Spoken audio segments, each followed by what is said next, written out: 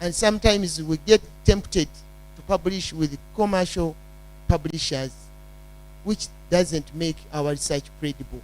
And those international indices will not index it. So it is very important that we have realized that we have a problem and we want to address it. And we thank the people who have come to help us to address these problems. In the past, we have been focusing on teaching and learning, but now we are moving, and this is very welcome, and this is what this workshop is all about. I was happy to hear the arrangement in this workshop, that we are focusing on research, we are focusing on theory, we are also focusing on practice. The linkage between research, theory, and practice is very important. And we have moved away from the basic research we academics have been engaged in, which really ends up in research reports on shelves of libraries and never get to be known and visible. I therefore wish to take this opportunity to thank the President of Issbd, Professor Tina Malti, and all other mentors who have been supporting and facilitating this workshop series across Africa and other parts of the world. We greatly appreciate these efforts. These efforts are indeed commendable, building blocks towards boosting Africa's research profile. It is very important to build the capacity to do research and also to bring up the linkage between research, theory, and practice. But when I looked at the program of this workshop, I did not see the documentation of the research outputs. To our early career researchers, we know that when we do research, it has to be disseminated and shared, and we get feedback from the peers. The research has to be published. I'm glad to hear that the society has got a credible journal where we can publish our research. And also the research has to be uploaded in institutional repositories. Most universities now have got institutional repositories. It is important to upload our research output in those institutional repositories to make you, the researcher, visible, as well as your institution visible globally, because these are digital institutional repositories. So I've seen that many of you have done research and it is listed in here, which means you have already disseminating the research. But if I asked how many of you have actually gone ahead to upload the research which is here in your institutional repositories, I don't know how many there will be. So when you go back home, probably that should be item number 1. And I said I didn't see it on the program, but probably it is implied somewhere. It is implied somewhere that the research has to be disseminated, it has to be published, it has to be uploaded in institutional repositories for increased visibility both of the researcher and the institutions which are supporting the research in various ways. But from a professional angle, I've also noted that this society is focusing on the study of behavioral development. I was chatting with the president, and as a researcher in information behavior, that is one of my focus areas. I was wondering whether information behavior is part of this behavioral development. And I know that information behavior models and theories are very close to learning theories. And I think at one point in time, we need to interrogate these theories and see how far they can take us. That is not for today. Today, we have got a program, we have got objectives, and we have got focus. But the beauty about research is that one research leads to another, and therefore researchers will never be out of job. So this is something that we can think about the relationship between information behavior and behavioral development, and see whether we can find the links to take our research activities forward.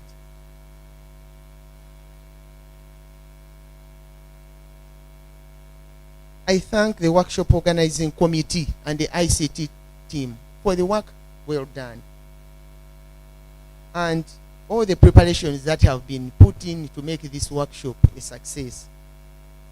Finally, I hope you will find time to visit Uganda and enjoy the warm hospitality of Ugandans and of Uganda as a country. I wish you all a productive and successful workshop. And as we say our motto in Kyambogo, knowledge and skills for service, I declare this workshop open for God and my country.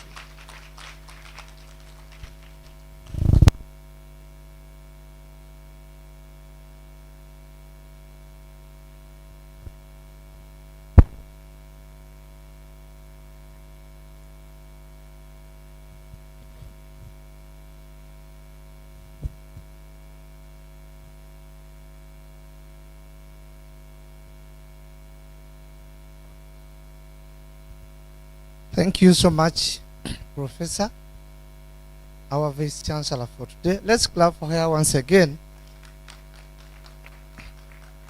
Are people tired because we haven't had breakfast? Can we clap for her, please?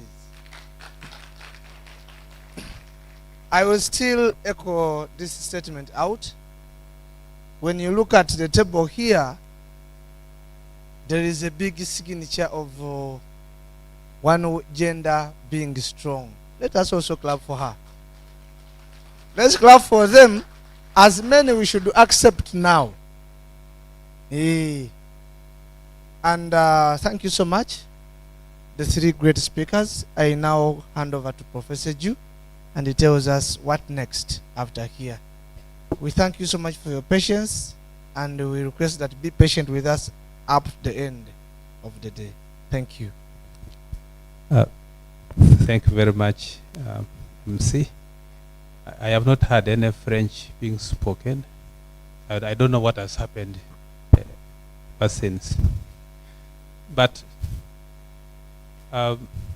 time is also going. I'm going to allow you to speak after we have finished with something here. Our chief guest has time issues, but there's something I want to celebrate with her. One of the landmarks that we have achieved, that we started celebrating just this week. We are talking about human development, and we know that the foundation is very critical, and all of us who are bringing other things in the middle there must rely on that foundation. As Kyambogo University, we're very, very blessed that somebody who thinks like us came and donated a center, a building, a center, what we call a nursery school, but a teaching facility for us to lay that good foundation for children, but also for teacher training. Did you see that building somewhere down there? How many of you like it? Would you want to have it? Huh? Would you want to have it? The architect behind all of that is Irene, and we have somebody called Mama May. For her, when you see her, you'll see a child. Mama May, please, want to just recognize you and thank you so much for giving us this. Mama May. So, hey, Issbd people, can we clap for her? That clap. Where did you drink from? They don't clap like that. How do they clap? We first warm.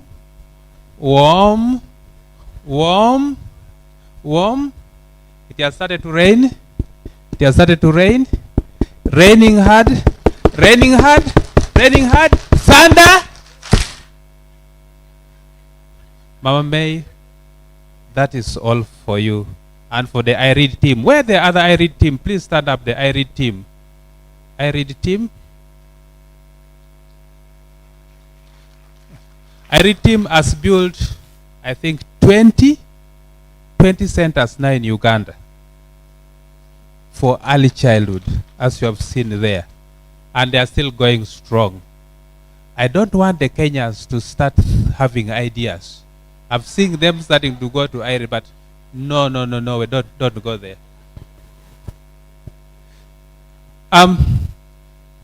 Because of time, we are going to have a small change in the program. Want our team here to go to see the exhibitions, the posters, so that they can go and continue doing their work. Then from there, we shall be able to go into our break and come back, and then have the keynote, and all the others will continue because of time. Okay? Is that okay? Okay. So they are now going to your poster, so better go to it before they reach there. DJ, put us music so that we can keep going. We don't want to walk.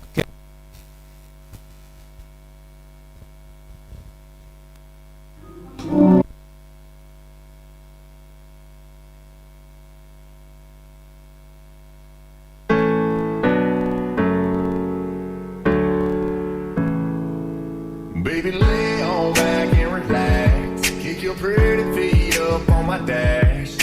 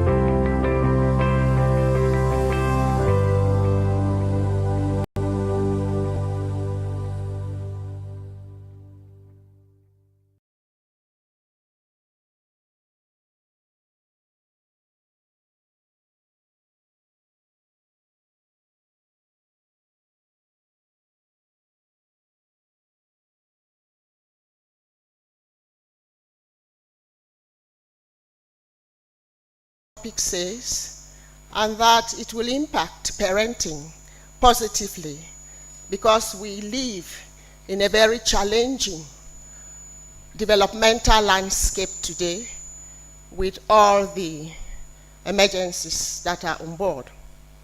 So I would like to thank the organizers of this conference for their effort, for their constructive and instructive strategies that they've put in place that have enabled us to be here, to be present here, and also to share in the richness of what we'll be learning from one another and what we've already heard and learned from the officials of the university that opened this very important workshop. I would like to thank the organizers again for enabling us to come here, paying, using their resources, and facilitating some of the activities that we've already engaged in, irrespective of the challenges we had, arriving very early hours this morning. Now, the topic I'm going to talk about is looking at the challenging factors, those factors that challenge parenting. But on the board, we notice that the main theme for this conference is positive parenting. And I thought that to talk about positive parenting, we must first of all find out what could be the challenges that would necessitate us to start reflecting on positive parenting. And so I thought it would be good to look at the elements that hampers development of children in Africa.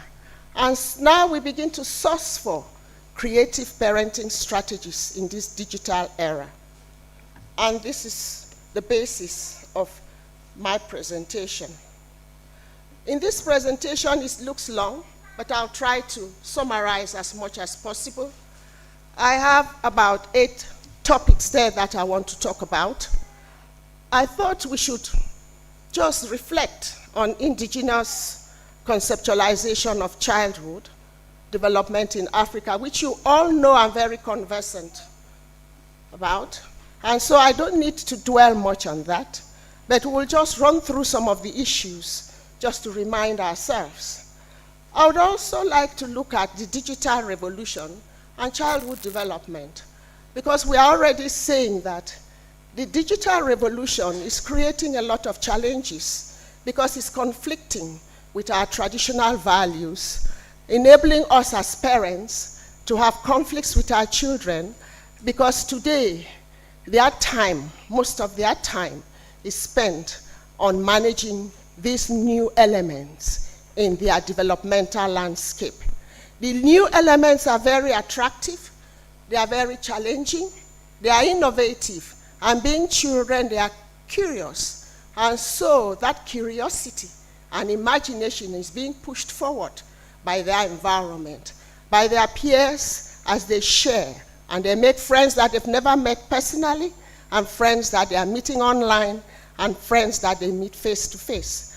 To an extent, they have some basic development, but the worry of parents is what it is doing to change the Afrocentric mindset that we are trying as much as possible to put in place and to ensure its sustainability and ensure that it plays a major role in all the developmental aspects, that Afrocentric culture, values, and routine become content in our epistemology and even in the Eurocentric epistemology and their ontology, because they need us to give new ideas to share our values, which we haven't done for quite some time and which we are trying to. I thought also that we should look at parenthood as a developmental phase. Sometimes we tend to believe that it's just parenthood. We do not realize that it is a developmental process and that parents nurture their children when they are very young, as they grow up, they change the dynamics. It's no longer nurturing. It's to enable them to enter into the system, our cultural settings. It's to empower them, to enable them to have the skills that will enhance them to live and gain resilience to face the challenging environment and times that they are growing in. I thought also that we need to understand that parenthood has a changing dynamics with regards to their cognitive processes. It becomes complex with the variations in terms of the child's development. You cannot treat the child zero infancy, the children at that level, as you would treat the children in childhood or adolescence. You have to increase your cognitive skills and strategies to respond to the changing dynamics of the developmental phases and stages. So we need to look at that as well. And so it enables us to understand that parent and parenting is not just something that we pay lip service on. It's something that has a content, has a procedure, has some capacities and skills that you need, and it's not static, it's dynamic. And because it is dynamic, we must be able to put in place the resources to help this dynamic process so that we can gain the resources, we can gain the kind of results that we require to bring to life, to our continent, the kind of African children we want for the future. And we know that if we go to the AU 2063, it says Africa for Africans, development by Africans. And if you go back to Nyerere, he says the same thing in terms of their philosophy. And all the other Mbutus and the rest, the African philosophy, gives us that responsibility. And that responsibility will be facing out with us, so we need to inculcate these skills and competencies to our young generation. So it's not the competencies of the 21st century. We pay lip service. These competencies, how does it address the Afrocentric values? And how do we marry these with the dynamics of the digital era so that we are not left out? It could form a content, it could form a procedure, it could form a methodology. And so when we talk of all the epistemologies and so forth, epistemology of content, epistemology of process, practices, epistemology of goodness knows what, but we need ontology to guide all of that, because that is our position. Values, moral ethics, it should never be left out as we accompany our children throughout this process. I thought also that we need to look at parenting dimensions. What do we mean by parenting dimensions? We are not talking here about Bomris narratives and the two sections of authoritarian and authoritative. We are asking ourselves the question, how does the authoritative parenting enable parents at this given point in time to enhance and encourage their children to engage appropriately in the digital era? How would their parenting enable them create the space, the program, supervise and orient the children who are now reversing the socialization process? Because now they are partners. They dictate. Whether we like it or not, they dictate. And parents change their strategies as a function of what the children are bringing in. That partnership is there. It's an equal partnership. You cannot play it down. And so it is something we need to look at. And so I feel in this presentation that the positive end of parenting, to enhance, to sustain, to build the children's autonomy, to appreciate their effort, to negotiate, to consult, to participate with them so that we can achieve what we want. The negative perspective of the authoritarian, well, it depends on the parenting style. I grew up with an authoritarian strategy, but I tend to believe that there was a bit of love attached to it that sustained me to the extent that I am. And so we would look at that if necessary. Then indigenous parenting practices in Africa. I don't think that's something we need to talk about, because we all know that the most important perspective here is the fact that our parents want to inculcate and sustain our values in how they develop their children. We also know that they use different kinds of strategies to ensure this development. And today, the worry is that the changing digital era, the changing developmental era, and the impact of digital resources, and all the other challenges that emergency is bringing on, all the wars, all the pandemics, goodness knows whatever they are, you may call them, they are all competing elements to create challenges in this new platform that is being created.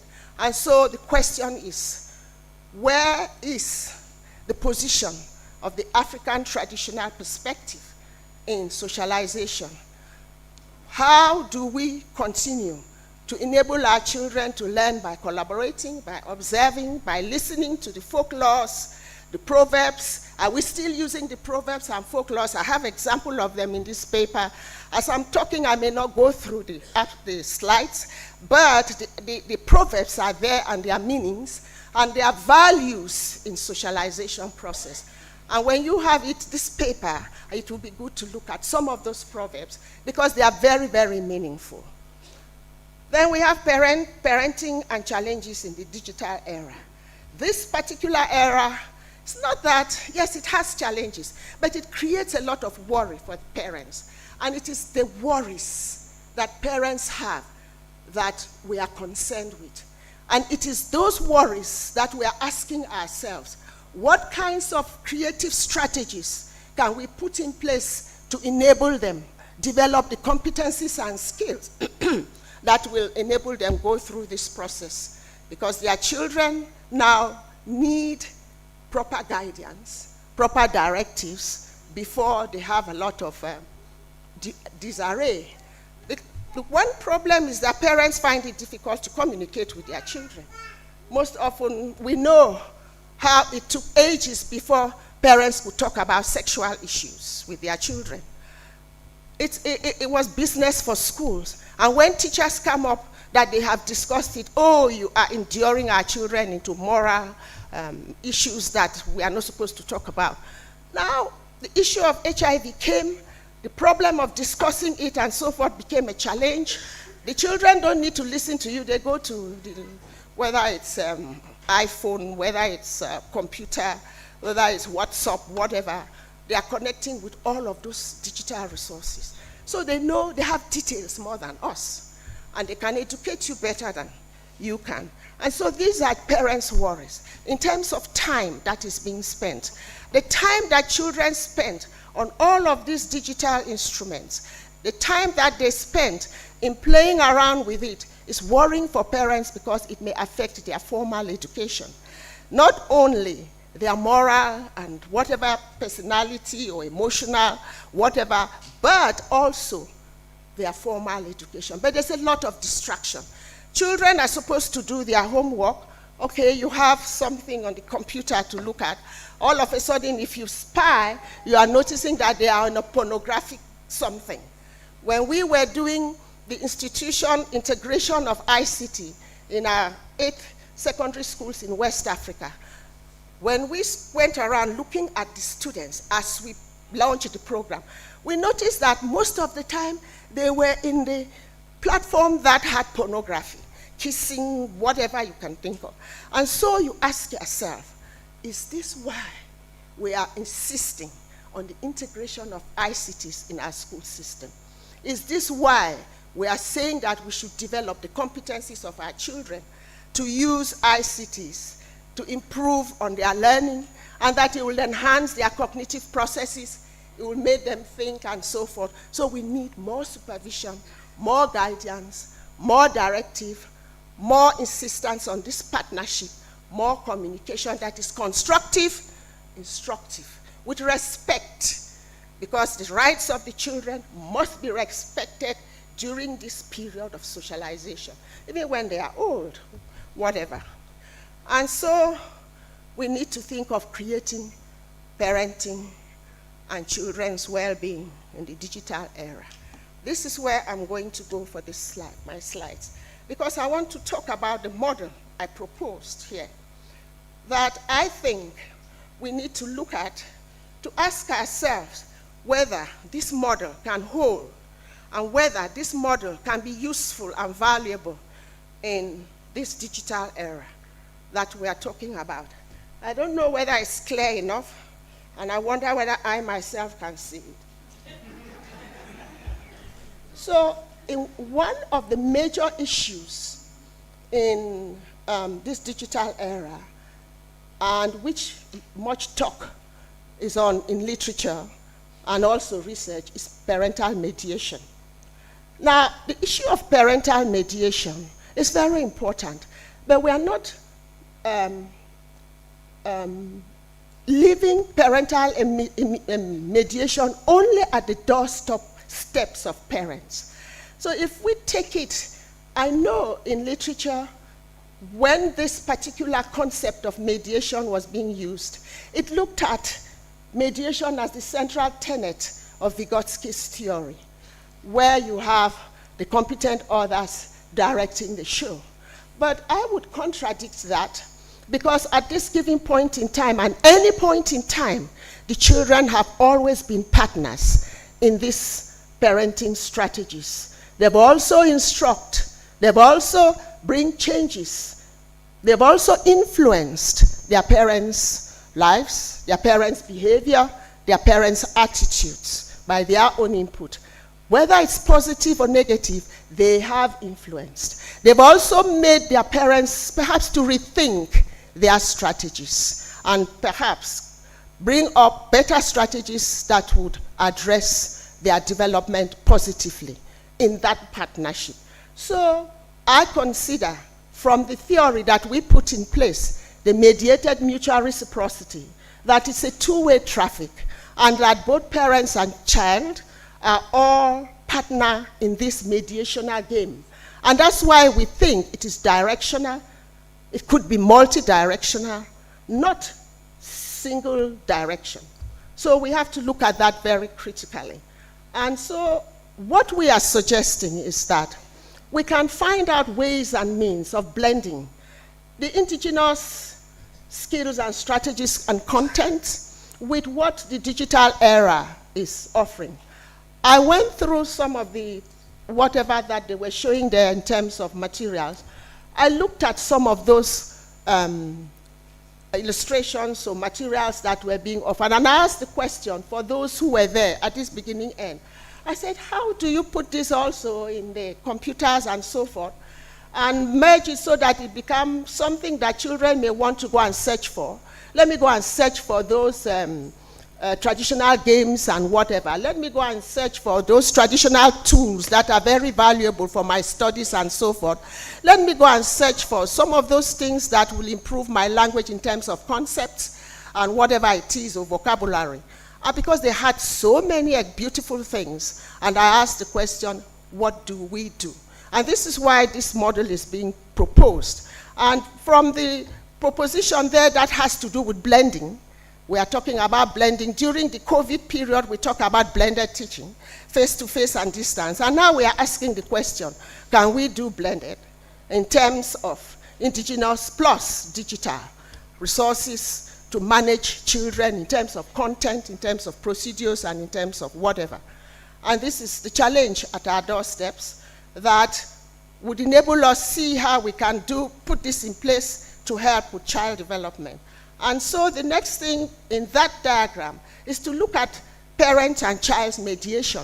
Why I said mediation is not a single perspective, it's bi-directional and with respect, and should not have any hierarchy, because each person has a right to contribute, to effect, to bring about change positively and instruct positively for better development.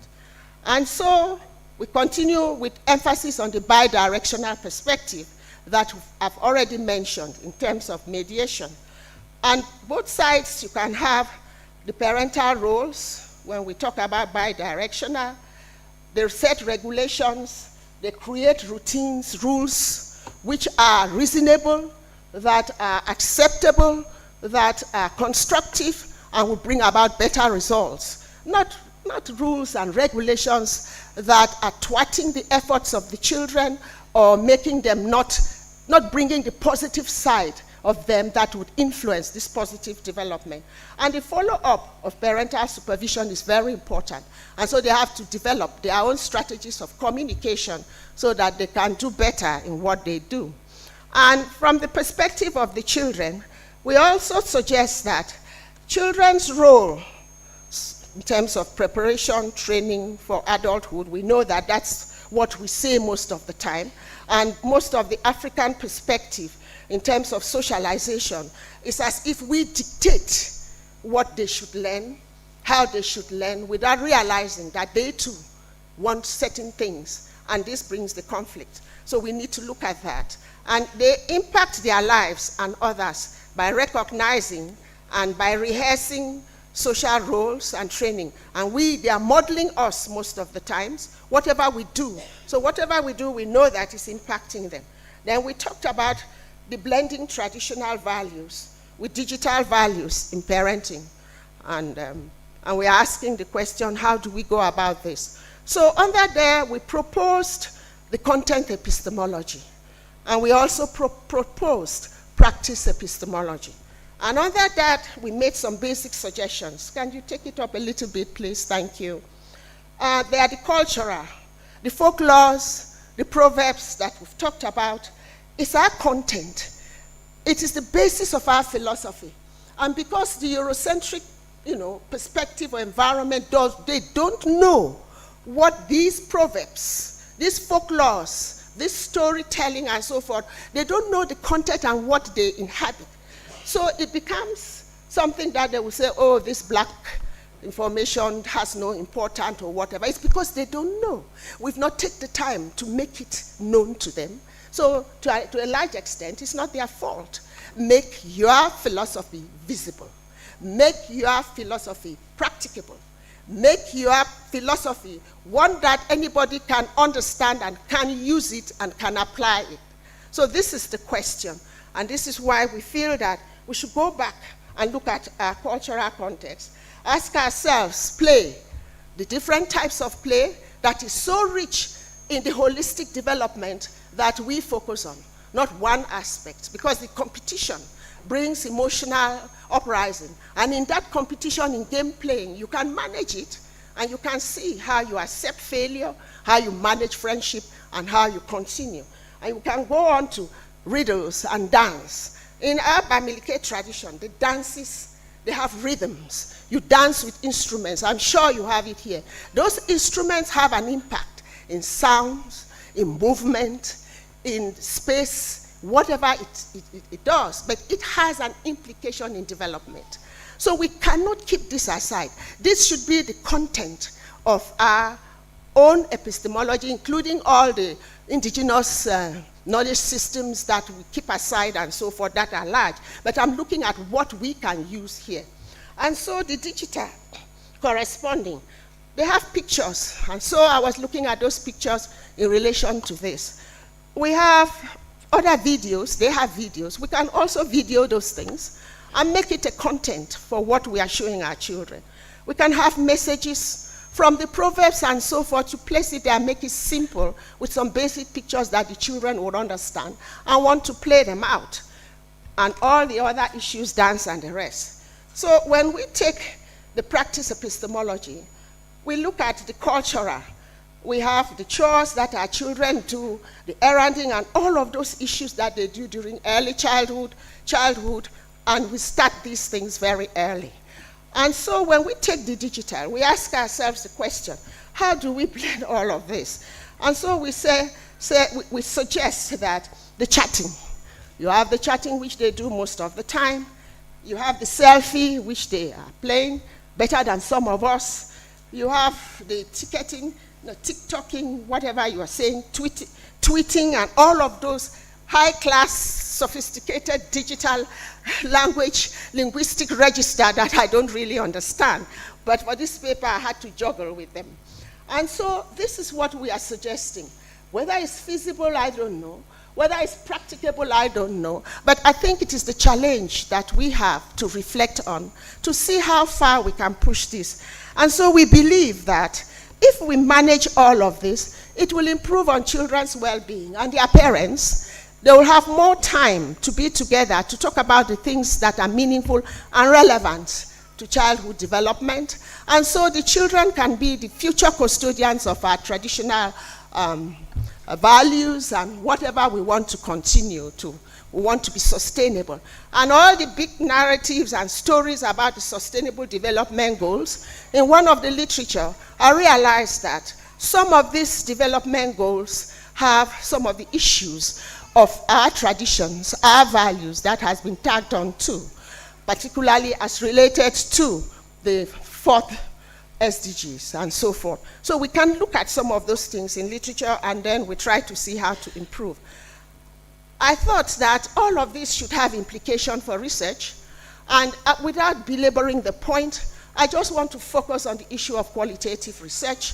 I was so happy to see that whatever you are doing here, the community is greatly involved, because already you are dialoguing with the people who are the real actors on the game in putting in place what we are theorizing here, making it more practicable, making it relevant, making it meaningful, changing lives, and improving on mindset, positive and growth mindset, which is what we want today.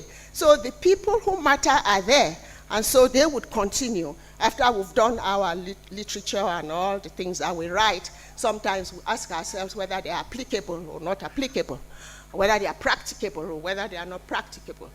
And so, for me, that research is very important. And it is important because to achieve, my last sentence, to achieve sustainable development in Africa entails that research should be guided by the philosophical principles of induction, social constructivism, of African epistemology and ontology.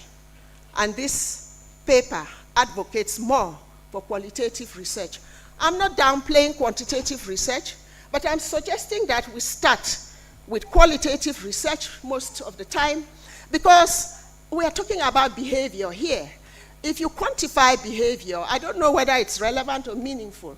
You quantify and you transform it into your statistical packages and you tell us chi-square is significant and what does that mean to the communities and so forth. Tell them, give them the raw materials that they can use, that they can understand. And so when you start with your qualitative, you can be able to put some narratives there, whether it's conversation, whether it's whatever, whether it's using your proverbs or whatever.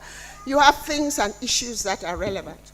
So conclusively, I am saying that the digital age presents a unique and unprecedented challenge to parenting as well as advantage. I need you now to wrap up in 3 minutes. I'm wrapping up.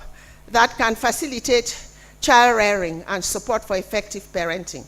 And with the advent and the increase of use of the internet, new digital technologies, and social media, the fundamental role of parents and the goal of parenting remains permanent.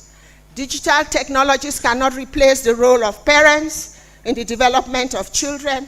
Parents and caregivers are still required to nurture, protect, safeguard, provide for, love, connect, and guide their children in all circumstances of their lives.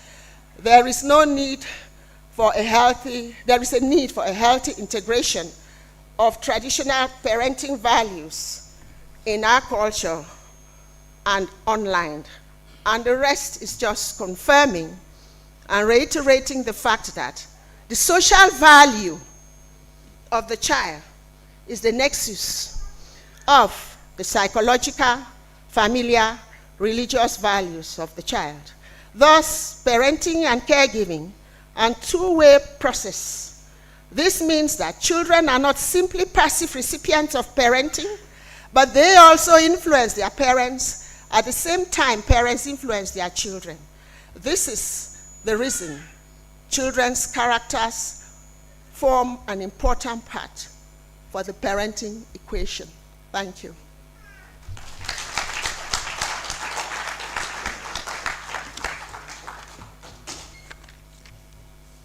Thank you very much.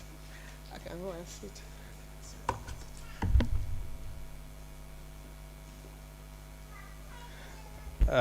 Thank you very much, Africa Grandmother, for this good presentation. And we'll realize that parenting is a real issue. From what she has said, and from what the person who was reminded about time has said it also, you realize there are parenting issues. Ladies and gentlemen, because of time, let me invite Valentine. Where's Valentine? Valentine to come. And we just have 30 minutes so that we can go and have lunch and try to catch up with the time. We are going to do other formalities, but and have a very big clap for everybody. Thank you so much. Valentine, please. 30 minutes. It's a parenting issue.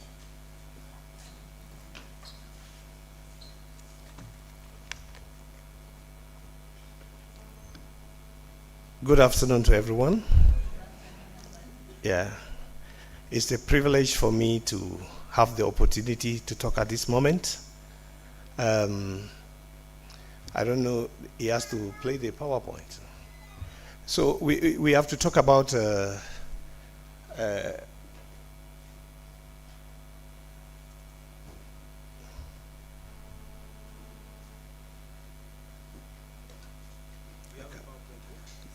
I sent it to you. No, I got to go. Now we are having the participatory research, action research. Yes.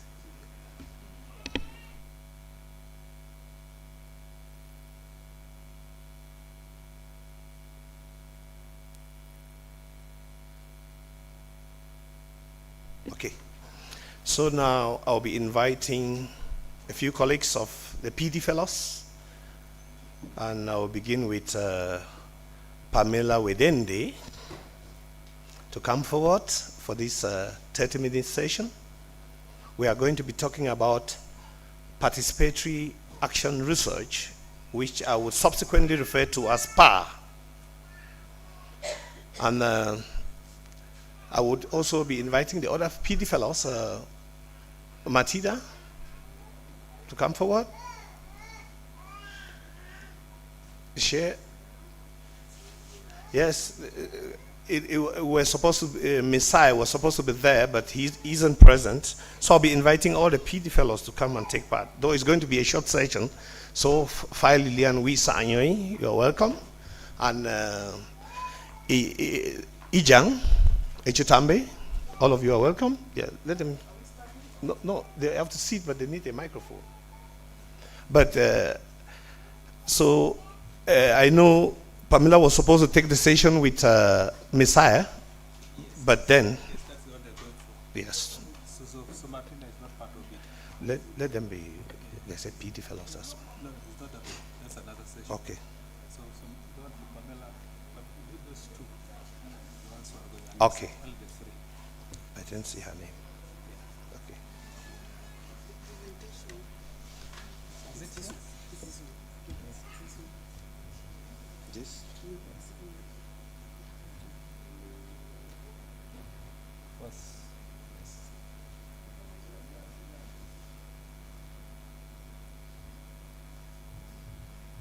I wonder what did you say?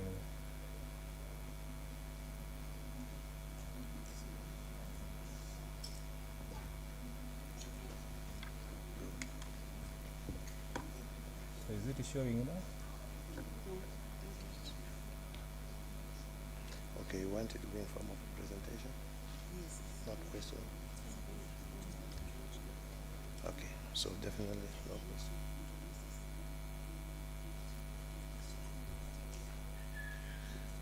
Okay.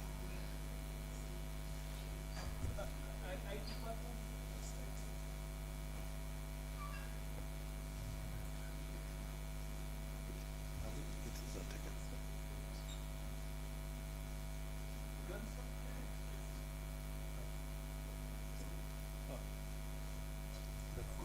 Which way is better? Since we're starting? Okay. Yeah. So sorry for the mix-up, but then this presentation will be given by Pamela Wedende and in Harriet Ziller. With the absence of Messiah, we have Patrick who will be assisting at the moment. So please, could you proceed?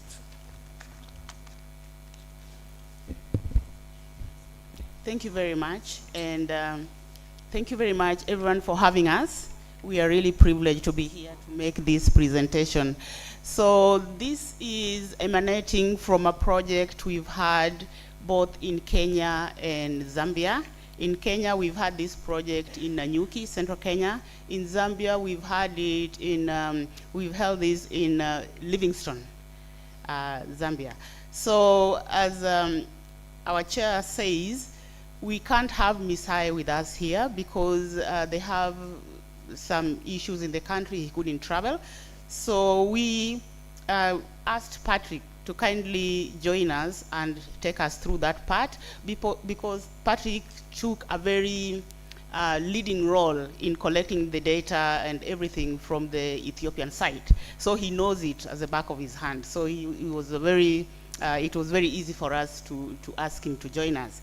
Now, underneath here we have our partners. We were funded by the GCRF, Global Challenges Research Fund UK.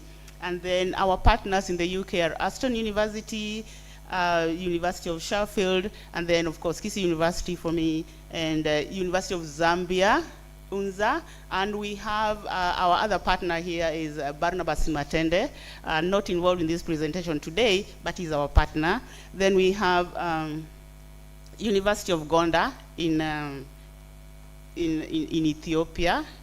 And yeah, I think that's it. So this is about us. We really want this presentation to be very interactive, so we are going to really give just a little summary of what we have, and we'll open it up and kindly ask you to provide, to give us feedback, so that it's so interactive. All of us, by the end of it all, we've learned something new, or we've given a suggestion for other people to learn something new from our projects. So we'll really invite you to talk about the experiences in your project as we share the experiences in our project too. So today's talk will have a very brief background and introduction from me. Then we'll have Henriette here taking us through the home to school part. That's the one, the project we did in Kenya and Zambia. And then we have Patrick standing in for Misai, taking us through the Teachers in the Home project that we had in Kenya and Ethiopia. Then at the end of it all, we are going to have a discussion on community engagement with the three of us. So what was our problem? Our problem was that we know that currently there is increasing enrollment of children in school in sub-Saharan Africa. But we also know that however much the numbers of children enrolling in school is there, they're performing poorly, and they are always behind their years in the school tasks. They perform quite poorly. So this, there are a lot of studies and surveys that have been carried out by different organizations, and that's the conclusion they've reached. That there are many children enrolling, but they're not performing according to their years in school. So these other two reasons that we saw that could be giving us this result is that the traditional socialization practices, they differ greatly from teaching practices in academic settings. And this one we stole from Professor Sepol, seated right here, from his writings. We looked at it, and that's one thing we got. And there is another fact we know from our research with Paul Oburu and a colleague, Morara, is that parents in African communities are very eager to support school. And that is something you can even see from the practitioners and parents when they had their exhibition out here.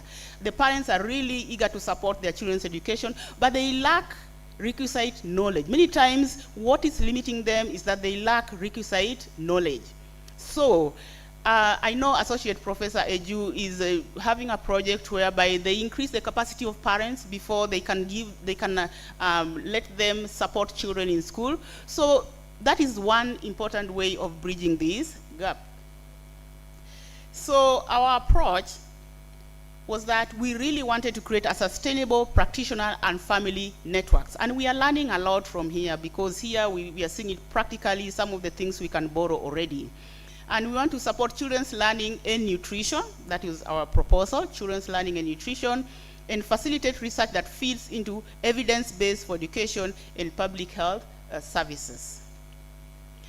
This is our research team. Our research team is really large. You are just seeing the tip of the iceberg here. Our PI in the UK at Aston University is Laura Shapiro. We have a co-PI, Claire Farrow. We have our nutritional expert also from Aston University, Megan Jaman. And then we have our PI at University of Sheffield. We have Daniel Matthews. Then, of course, we've talked a lot about Misai in University of Gonda. Then in Zambia, I've talked about Barnabas Matende, but we have the PI as Hatembo Moya. And in Kenya, I have my colleague Grace Koteng from Kisii University, who's also part of the project. And right here, I have Henriette Zilda, who is the postdoc on the project, who actually sits in Nanyuki, and we keep bothering her about what's going on, and she invites us for things and things like that. And we are really, really grateful for the work they're doing. Then we have our partners, represented by Patrick, and that is EduTab Africa. It's a tech abstract organization that supports us in a lot of the activities we do in these projects. And that's why he's here, because they really had a very important part in making sure our project runs smoothly, the data is collected, analyzed, and shared appropriately. So I'm going to hand over to my colleague and our postdoc, Henriette Zilda, to take us through the project Home to School. Welcome. Thank you very much, Pam, for the introduction. And as Pam said, I will just give you a very brief overview of the project, and then we'll go a bit more into detail as we open up the discussion and share our experiences, hopefully with yours. So the Home to School project focused on using meal times to foster language development and to improve children's nutrition. And as Pam has said already, we did that in Zambia and also in Kenya. And the methods we used was to observe children's meal times, both at home and in school, and try to identify factors that are associated with high quality language exposure and better child nutrition. And in order to achieve that goal, we worked with teachers and families to share best practices across the two settings, both at home and in school. So we have two project sites. One will look very familiar to Barnabas, the one in Livingstone, Zambia, headed by him, and of course with Moya Hatembo as the PI. And then our site in Kenya, in Nanyuki, with Pam as the PI, and me as the one on the ground organizing things a bit. So in each of the two countries, we had a total of 40 preschool children that participated, and they were between 4 and 6 years when we first contacted them. We tried to have an equal number of boys and girls. In Zambia, they came from Tonga and Lozi communities, and in Kenya, they're mostly Kikuyu. And we collected a lot of data. So we had background data, social demographics, but also information about typical mealtime settings. Then we had 24-hour dietary recalls, where we collected data on what exactly the children ate for a total of 3 days. And that was also very detailed. We'll talk a bit more about that later. We collected data about their reading habits. Do they have any books? Does anyone read with them? Do they look at books by themselves? And so on. And then the major part was to do video recordings of typical meal times, both at home and in school. So our assistants went out and put up cameras, and the parents kindly allowed us to watch them as they were having their meals. And of course, the same happened in schools. And then to assess children's language outcomes, we did audio recordings of children's narratives. So we had two. We had one that was just a free narrative where children could talk about anything that they found interesting, that they wanted to talk about. And then we had a more structured approach where we used wordless picture books and ask the children just to tell us what happens. And as part of the nutrition study, we also took anthropomorphic measures, so we weighed and measured the children just to have an idea of their nutritional status. And that already leads me to the teachers in the home one, and Patrick's going to tell you about what exactly we did for that project. Yeah, thank you, and good afternoon, everyone. Or is it morning? Yes. So just like Pamela said, I will be talking on behalf of Messiah, who is not here with us. But then I was engaged in the project right from the beginning. And this is a project dubbed Teachers in the Home. And when you think about teachers in the home, it's basically thinking about how can children support each other at home to get ready for school. And these are older siblings supporting their younger siblings to get ready for school. And of course, this was done in Kenya and in Ethiopia. In Kenya, it was done in Nanyuki, and in Ethiopia, it was done around the University of Gonda, where Messiah is from. And different things were happening in terms of the methods, and observations were being made as children interact at home. This could be during meal times, or when children are playing freely outside or inside the house. And observations were made in form of videos, very short videos of children playing, and these were basically trying to identify ways in which these children can support each other, whether it's in language development or whether it is thinking through games as they're playing in the process, so that we can get to know how much more they can be supported to get ready for school, especially the younger siblings. And like I said, it was done in Nanyuki and in Ethiopia. And the picture that you can see of children playing in the Ethiopian site, it's a traditional game called Chibeta, or in English, Mankala, which are basically board games that children normally play in our different community settings. Each of us come from a community, and you remember you had childhood games that you used to play. So those were some of the observations that were being made in form of video recordings, just to see how best these children are supporting each other during the processes. And I think these are some of the things that were also highlighted by the Professor Therese in her previous presentation. And participants, we had 10 preschool and primary school children and their older siblings as well. And then in the Kenyan context, it was done within the Kikuyu community, and in Ethiopia, it was in the Amharic community. So the interactions were mostly in these two languages when playing was happening.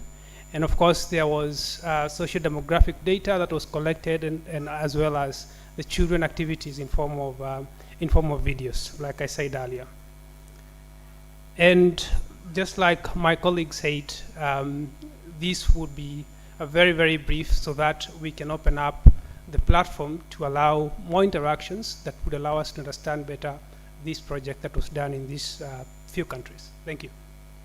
Thank you very much, Patrick. So now we are going to move very fast, talk about our experiences in the different parts that you can see.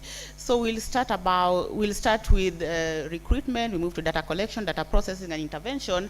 Patrick is going to give information about teachers in the home. Henriette here is going to give information about home to school, H2H. So about recruitment, maybe Henriette, you can begin for us. What's your experience in a few sentences? Sure. And then hopefully afterwards we'll be able to discuss this also with the audience, what their experiences are. So for recruitment, what we did, we went back to schools in the communities that we had previously worked with. So we were in the lucky position to already have some contacts. And we approached the teachers, explained our project, and they helped us identify families who would be willing to participate. And that, of course, helped a lot to have this door opener already for teachers who knew basically what we're doing, that it's nothing harmful, hopefully, that parents can also interact, that they will benefit at the end from our research. So going through the schools that we had worked with before was a way that really worked well for us.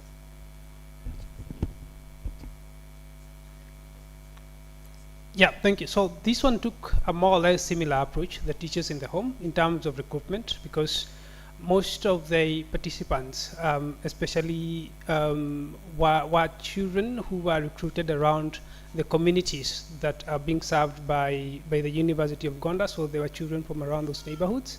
And then in the Kenyan context, these are also children who are within the local communities. And this is a collaboration that happened between us and the parents, as well as teachers who also participated in this process that I think I need to talk about in the data collection bit, because teachers were immersed in the process of not only identifying participants, but also engaging in the processes of data collection because of the way they interact with children in school. Thank you. So the main thing about this was that we wanted to be trusted. And the way to be trusted is to approach the community with the people they are familiar with. And that's why we went with teachers. So Henriette is going to say something about data collection in Home to School. We could, let's finish and then we'll open for comments for everyone. So let's just finish first. Right. So for data collection, again, we went back to the context that we had.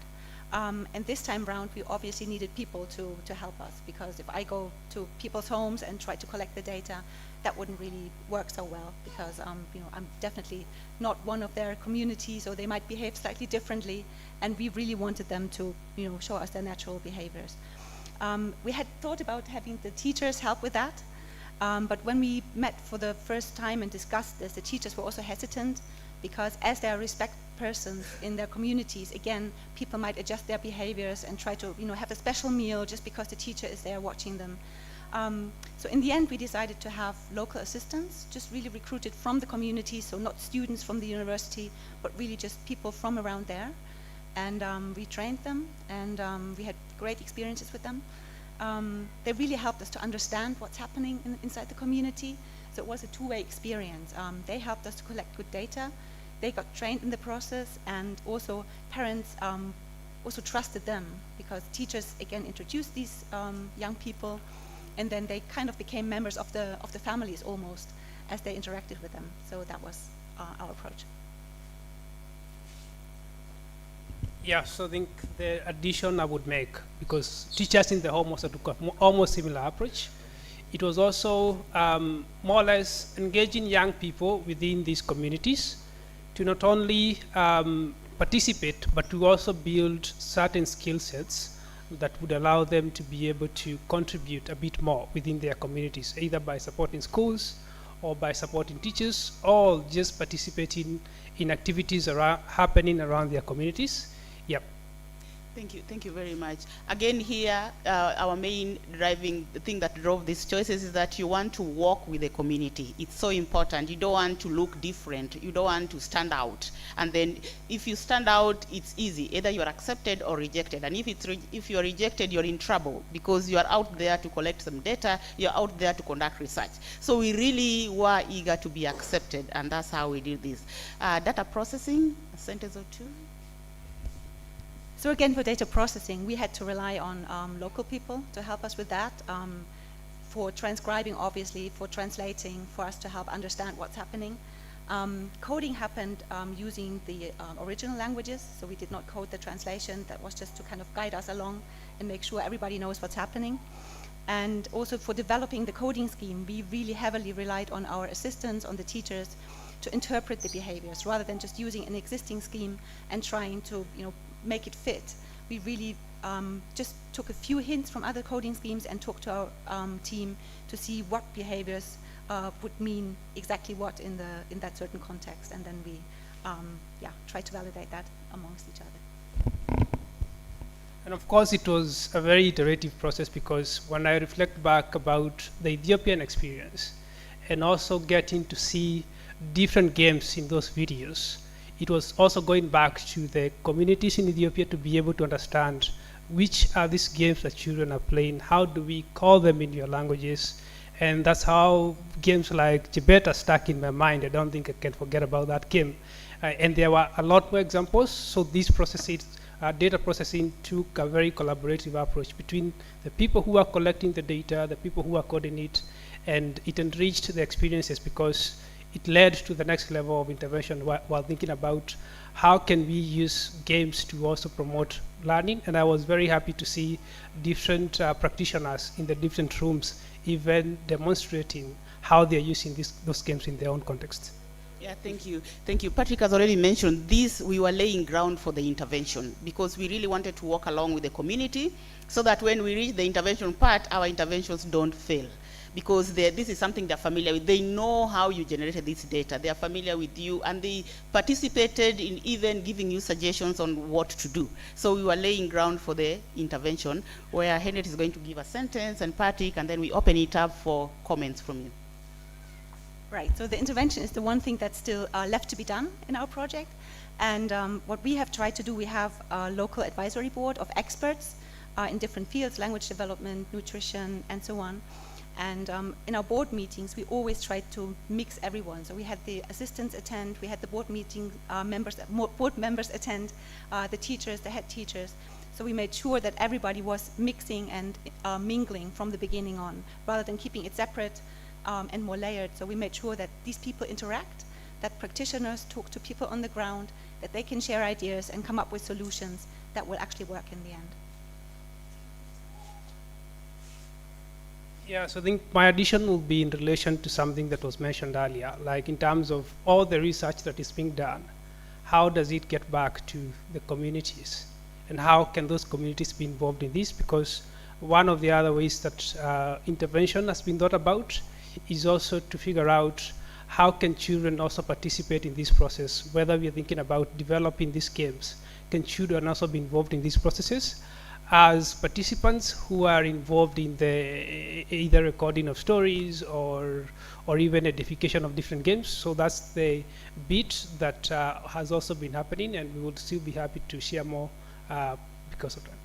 Yeah, I'm not going to add anything. I'm just going to mention that Professor Seppel here is one of the advisory committee members in Zambia, and we have people from different professions, especially nutrition, language development, as our advisors. We have teachers, and as Henriette said, we mix them up. So before I open it up for any comments, I really think we value our partners, we value our research assistants. So I'm going to introduce them within 1 minute, and then we'll open it up for comments. This we've already talked about, some engagement activities, trainings, and so on. Still, project stage, intervention, but this is important. We say Twalumba, we say Asante Sana, we say thank you very much. To our partners in EDITAB, we have Patrick Njoroge and Michael Mumbo from EDITAB Africa. They worked with us in this journey throughout. We also say the same, Asante Sana Twalumba. To our research assistants in Ethiopia, we have Aista Melese, Tigist Gubena, Simeny Sendek, Abdezerek Hassan. We are very grateful to them. We have our research assistants in Kenya. We have Stephen Kuom, Caroline Maina, Robert Lo Chiam, John Lolo, and Dennis Washira. Asante Sana. And Asante Sana. But now it's important to hear from you. What do you think? What is your experiences in the various stages of research that we've talked about? What would you have done differently from us to make what we did the results better? Or, if you learned anything from us, we'll be really happy. Yes, please, Tina.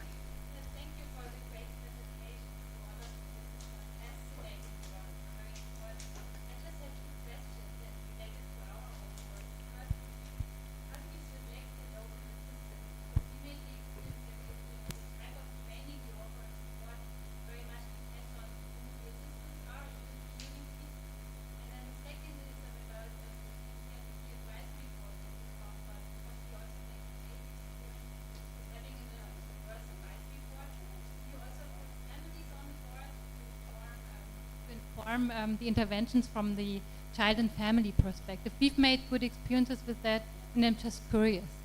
Thank you.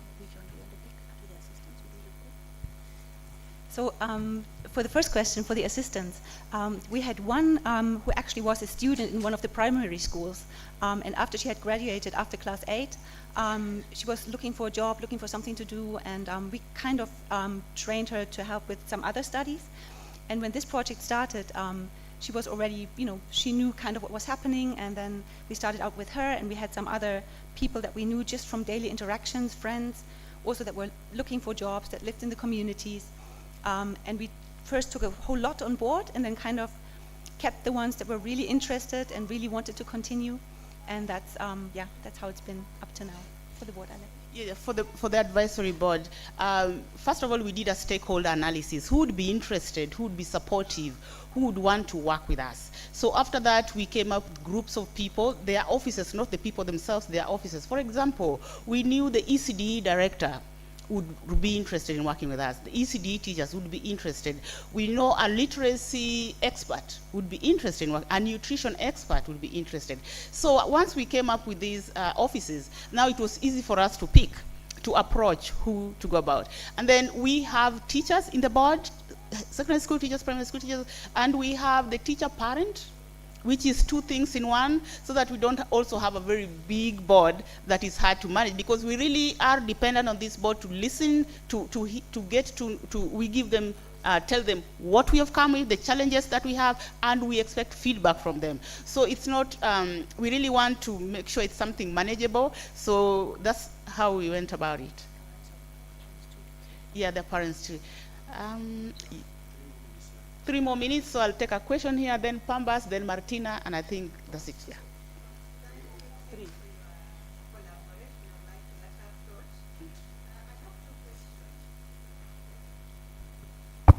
Yeah, I have 2 questions. One is about nutrition, and I saw that you have an expert who was guiding you here. The projects I've seen that are interested in nutrition, they normally provide a uniform nutrition for the participants. And since you were doing this study across 2 countries, that is Ethiopia and Kenya, I believe these have different foodstuffs. I don't know how you controlled for that. In addition to that, they have, some can have 1 meal, others can have 2 meals. I also don't know how you controlled for that as well. And again, another area is on the sample. In Kenya, I think you have around 40 pupils, and in Ethiopia there were 10. Oh, they are different projects. Then I submit. Yeah, about nutrition, we didn't need to control about anything, because we were not giving them an experiment. We were just watching what they were eating. Yeah, so we were just watching what they were eating, so it was not an experiment. It was not contributing anything to your study? It did. It did. Yeah, we were just looking at what they were eating as it is. Baseline. We were not giving them some food and then measuring whether they are putting Then, of weight. course, that needs to come in your limitations of your project. Thank you. Thank you. But no, one question, and then time is up.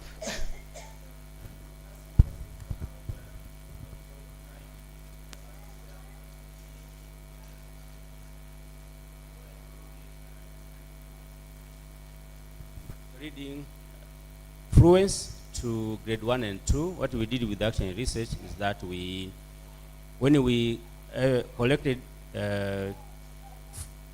challenges and the teachers' knowledge on teaching reading fluence, later when we did the analysis, we had to engage teachers as in a form of workshop to prioritize challenges that are school and teacher related. From there, we worked with the teachers to screen pupils who could go for action research for fluence lesson development. After testing with the screening the pupils, we worked with the teachers to design lessons that could be used to develop reading fluence. And when we were designing, we had to work together to identify a story that could be used, and then the lesson was implemented while the researcher and teachers are all in the class. Thereafter, you reflect where you did well and where you faced a challenge. From there, we redesigned lessons And then that was the way we did with our action research. Thank you. Last one, Martina, please. Thank you very much, Pam and the research team. This is a study, or these are studies that were carried out in the community. And I didn't get anything about the ethical considerations. How did you people go about getting into the communities and dealing with our cultural values, which are sometimes so secret or tight to us, that you could just penetrate the communities like that? And secondly, I didn't hear anything about the consent, whether for the parents or for the children. So I think that has to be clarified in a project like this. Thank you. Yeah, we didn't, it was really summary. It was really summary. We had very elaborate ethical clearance, very elaborate, even from the community. Consent and assent was quite elaborate too. But for the sake of time, is it possible we could continue this discussion over lunch hour? We'll be there. So please, thank you very much for listening to us. Tualumba, asante sana. Brilliant. Let us put our hands together for them again once more, please. It was an interesting piece of participatory action research, and a few things to be retained. Working together is an approach of persons working together with the community in order to solve a real problem in the community. And you see the emphasis laid on qualitative method, though you could triangulate many data sources, but emphasis on the qualitative method that came up in the presentation, especially when you're working in the community, is primordial. And one of the things we have to return is now the epistemology that is the foundation of the research, which means that it's a kind of a social constructivism. So knowledge is constructed together with the community, especially those who are the beneficiaries are part of the design and the process of the research. So we are very grateful for that wonderful sharing, and we appreciate it, and we say questions could continue after the session. Thank you very much for permitting me to chair this session. Thank you.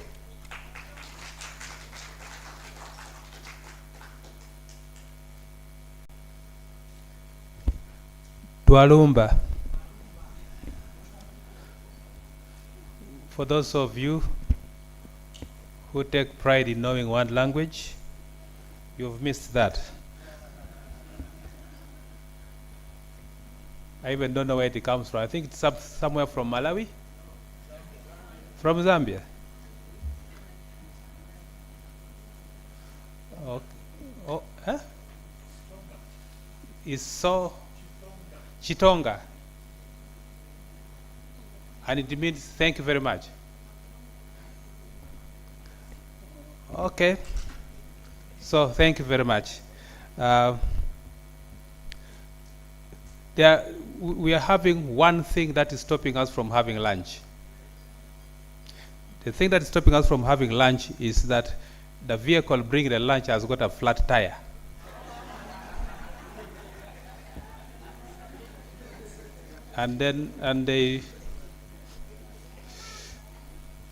So they removed the tire, they took it to town to repair. So there are two alternatives. One alternative is for us to just get out and try to see if we can find them, or we can have a small presentation as we wait. Yes? Stephen, are you there? Please come.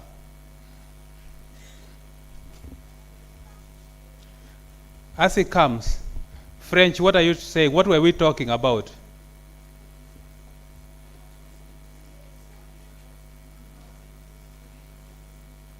Thank you very much, Professor. Mesdames et messieurs, pour ceux qui parlent français, je vais juste faire un résumé. Ça va? Alors, la première présentation par Maman Thérèse, elle parlait de la révolution numérique et le développement du comportement des enfants. Et puis, elle a parlé de la parentalité et le développement du comportement des enfants.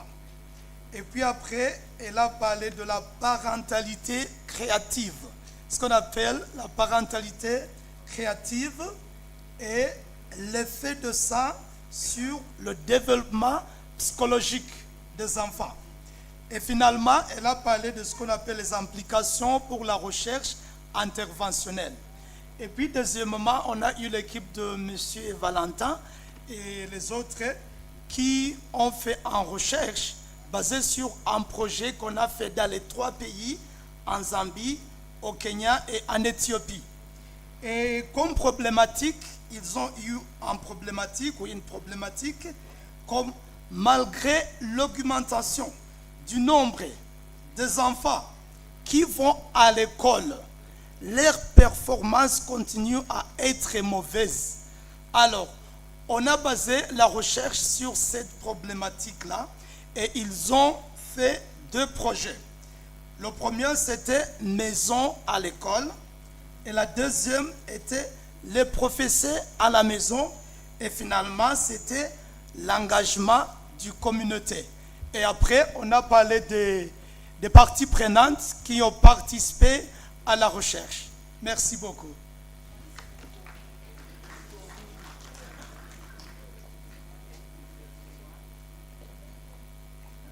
Ladies and gentlemen, I'm privileged for this session. We are going to have a scholar by the name of John Bosco Chika Chokuriji. And the title of his presentation is Scoping Review as Evidence Surface Approach, the Basics and Beyond. I would want to take the opportunity to briefly talk about the scholar. John Bosco, currently a postdoctoral fellow at the College of Human Medicine, Michigan State University, and a doctoral visiting Fulbright scholar as Cleveland State University, Cleveland, Ohio State, USA. The rest of the details we shall get from him. When we say in my language Chika, it means a high concentration. So get ready to hear from the high concentration. John Bosco Chika, you are welcome.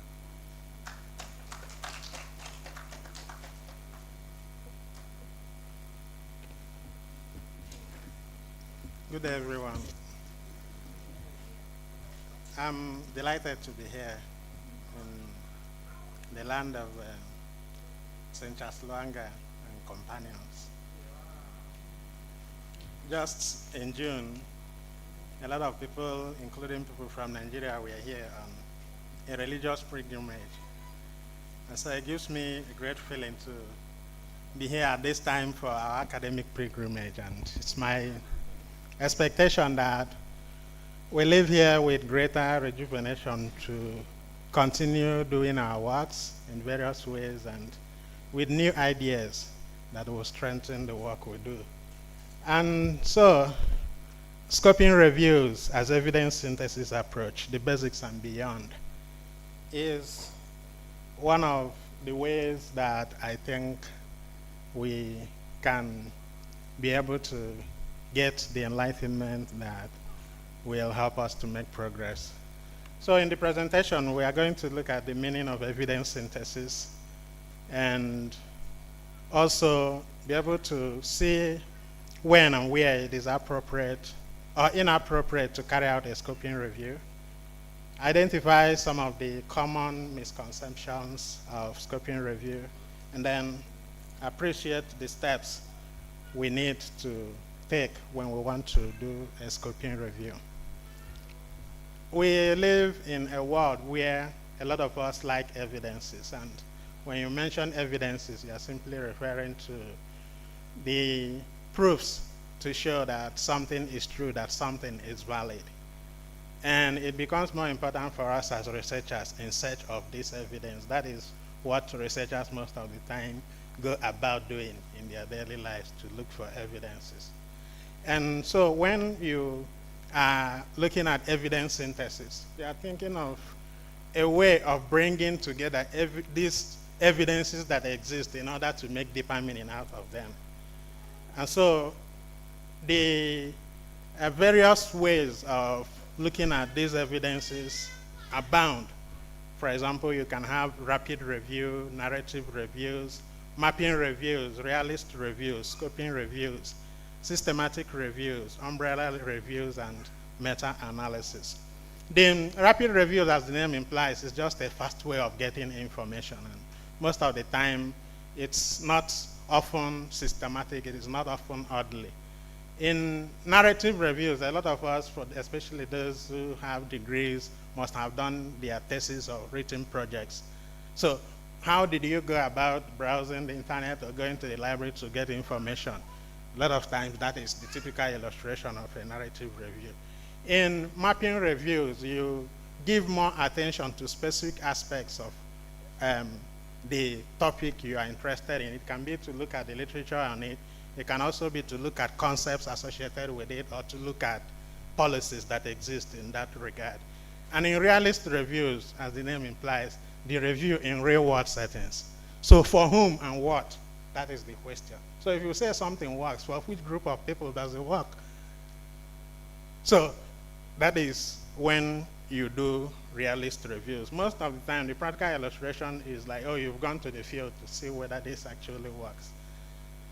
Then the next is the scoping review, which is our object of attention, and it's the other higher level of it is the systematic review. We are going to talk about this too in more details.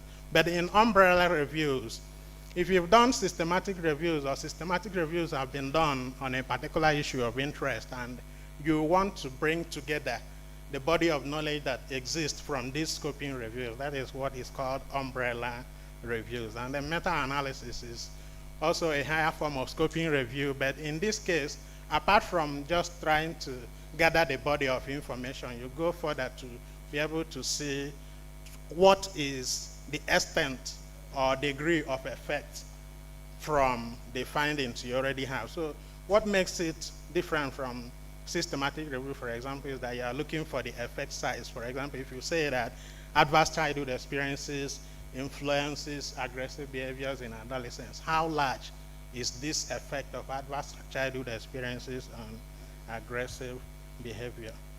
Scoping review is by the way of definition, and I'm going to use the definition by the Canadian Institute of Health Research. They see scoping reviews as exploratory projects that systematically map the literature available on a topic, identifying key concepts, theories, sources of evidence, and gaps in research. And it's related to another definition by Peters et al., whereby they conceptualize it as evidence synthesis that has the aim of identifying and mapping relevant evidence that meets predetermined inclusion criteria regarding the topic, field, context, concept, or issue under review. So having looked at it this way, it's now important for us to clarify between the scoping review and the systematic review.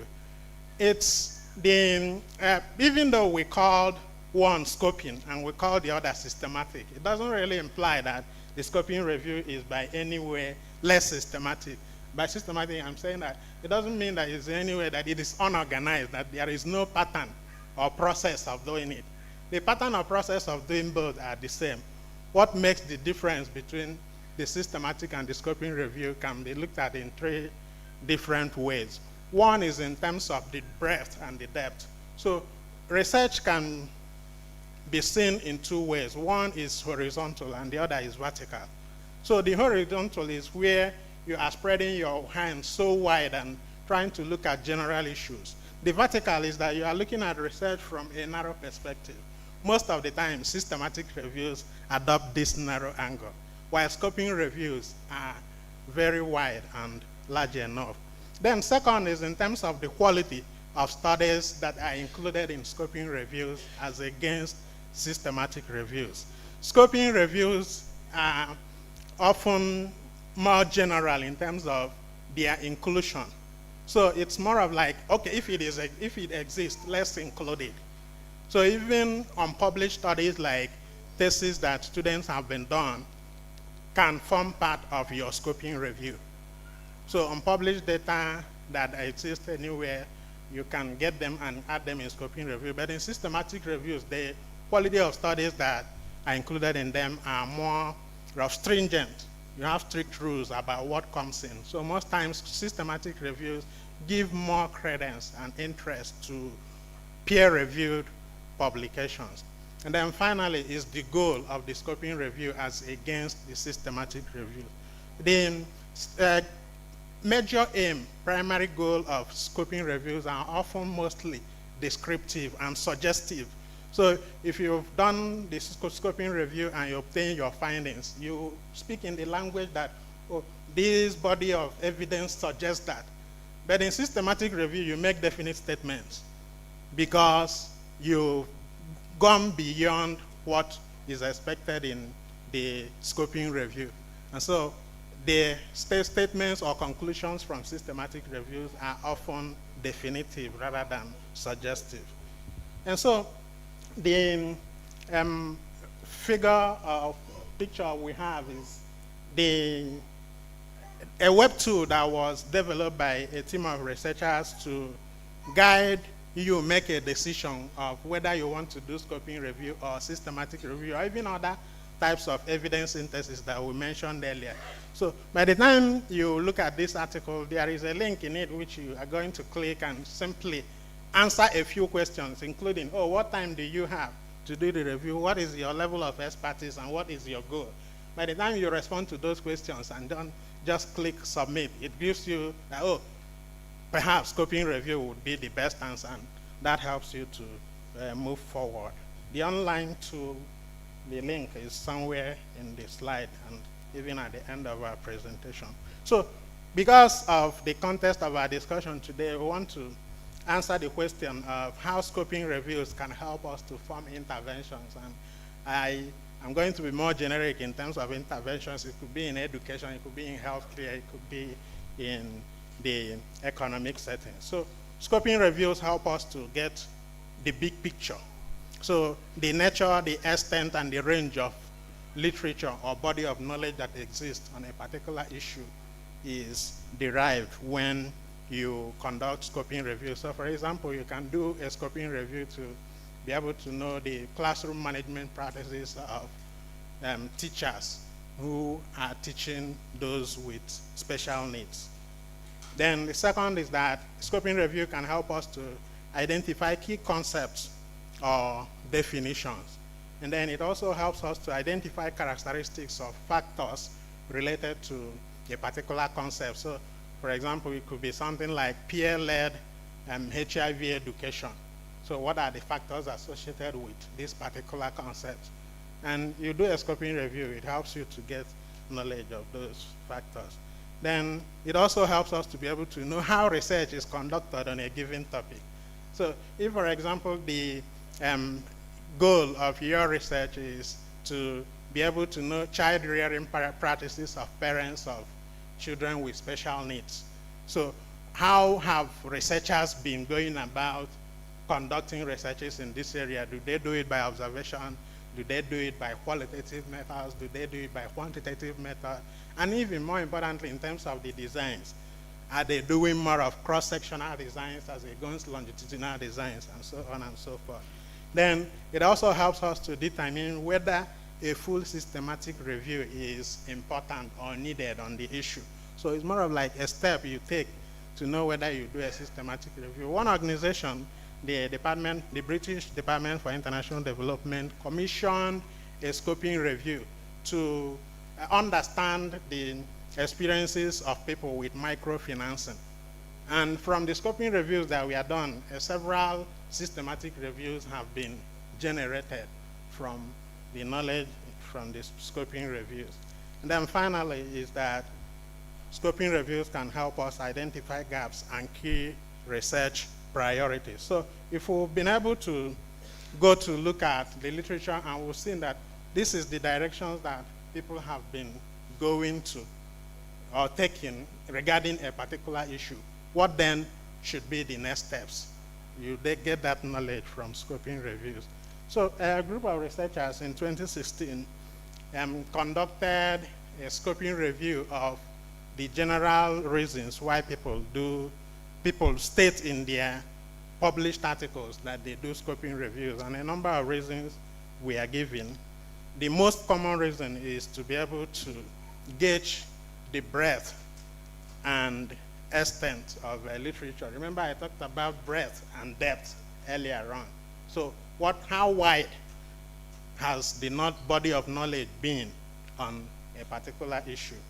So more than about 68% of studies were done simply for that purpose. And surprisingly, some people did not state their reason for doing their scoping review, but it's all part of what we see. We are trying to advocate for scoping reviews, especially in Africa, but that doesn't mean that it is perfect. It has its own strengths and weaknesses. One important strength of scoping reviews is that it helps us to get an organized approach for handling a large number of studies.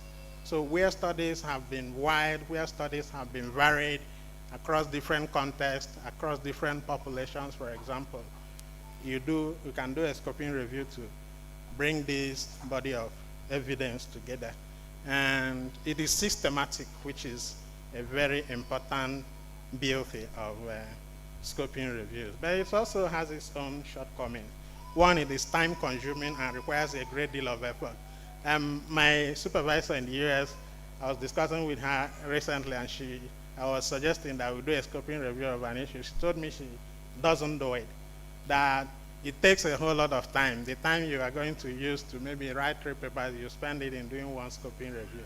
Although it takes this time, it has these benefits, which we are going to see later on.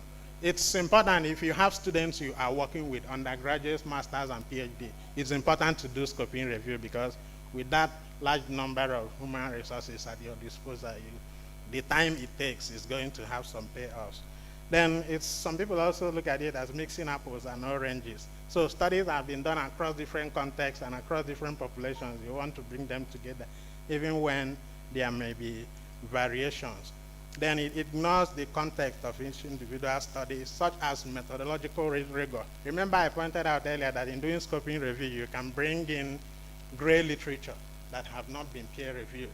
So for that reason, you may not be sure of how rigorous in terms of sticking to the rules of research that we are used in those studies. It's also garbage in, garbage out. So if the quality of work that have been done is poor and you include them in scoping review, the outcome you are going to get will also be poor. So, but it's still beneficial, and who are the people that benefit from spatial review than from scoping reviews? The students who are either going to be doing research, maybe their thesis, or that they are stakeholders or collaborators in doing scoping review, get some invaluable training opportunities when they take part in the scoping review process. And how it helps them as individuals is that if they are doing their project and they read a scoping review, by the time they just go to the suggestion, the limitations of the studies and suggestions for further studies from the scoping review, they are going to see the gaps, and then they can anchor their research topic on the gap that have been identified. Then also practitioners in the field, whether they are in the field of medicine or whether they are in the field of education as teachers, or whether they are more of administrators, they also find scoping reviews valuable. I mentioned that the British Department for International Development commissioned a scoping review on microfinancing because they feel it's important. Then parents too also can benefit from scoping reviews, more especially when findings of your scoping reviews have been broken down or translated into simple language of everyday life, maybe in the media, like in newspapers or in the televisions, and disseminated to them. They understand what it means and can find it useful in their work.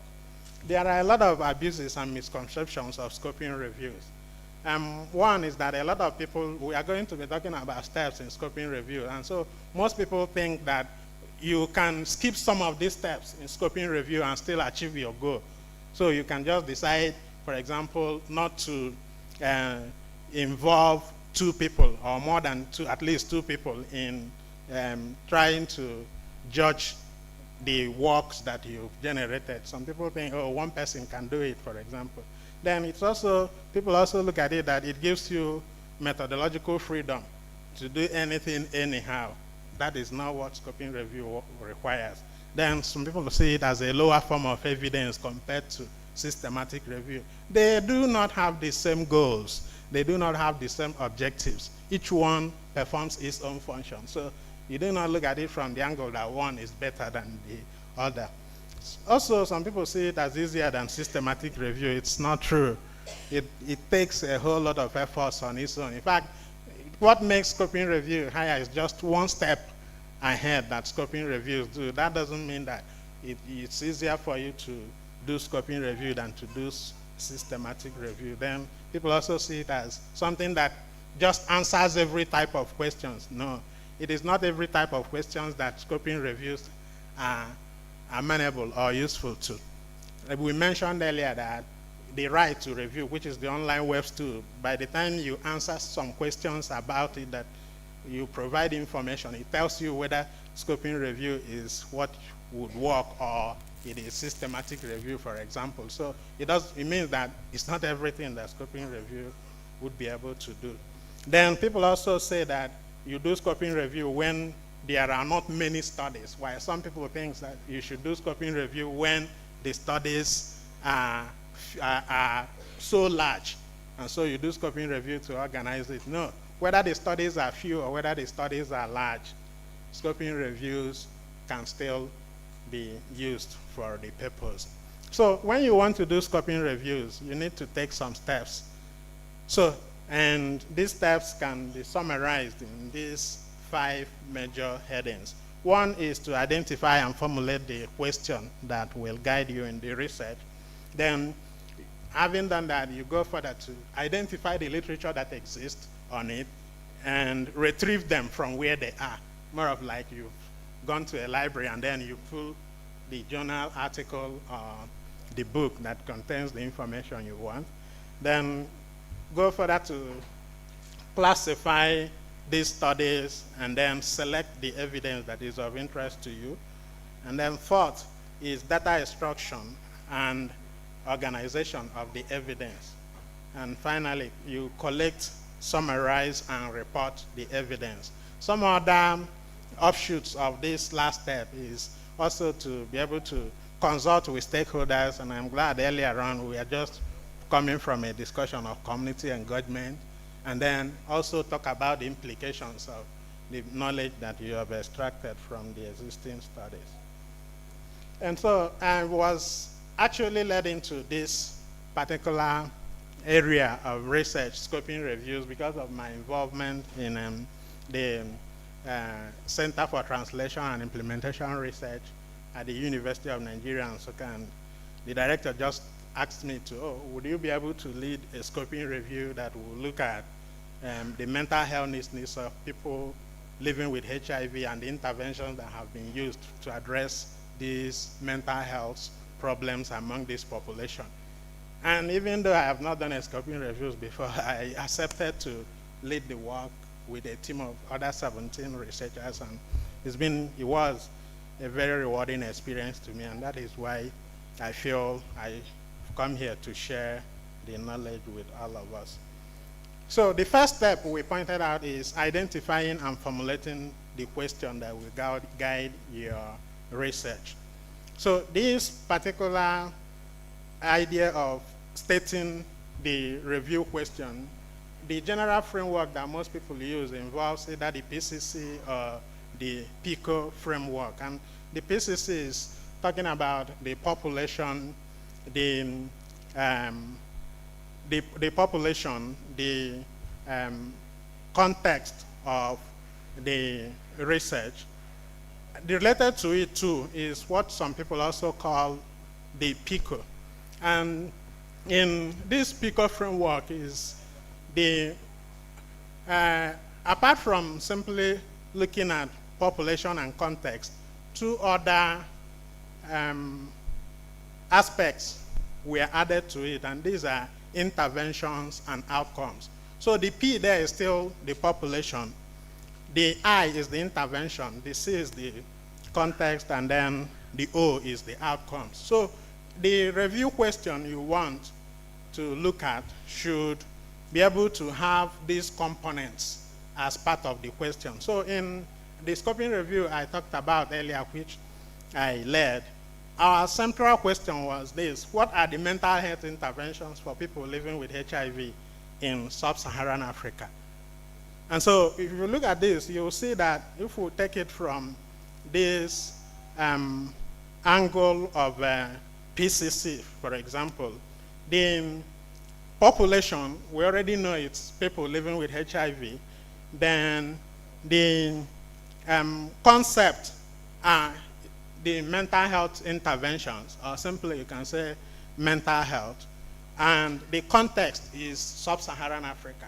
So you see that these three are already represented. And even if you take it further to talk about the PICO framework, you'll still see that it's majorly represented therein. So when you've stated the review question, the next step is to do a preliminary search.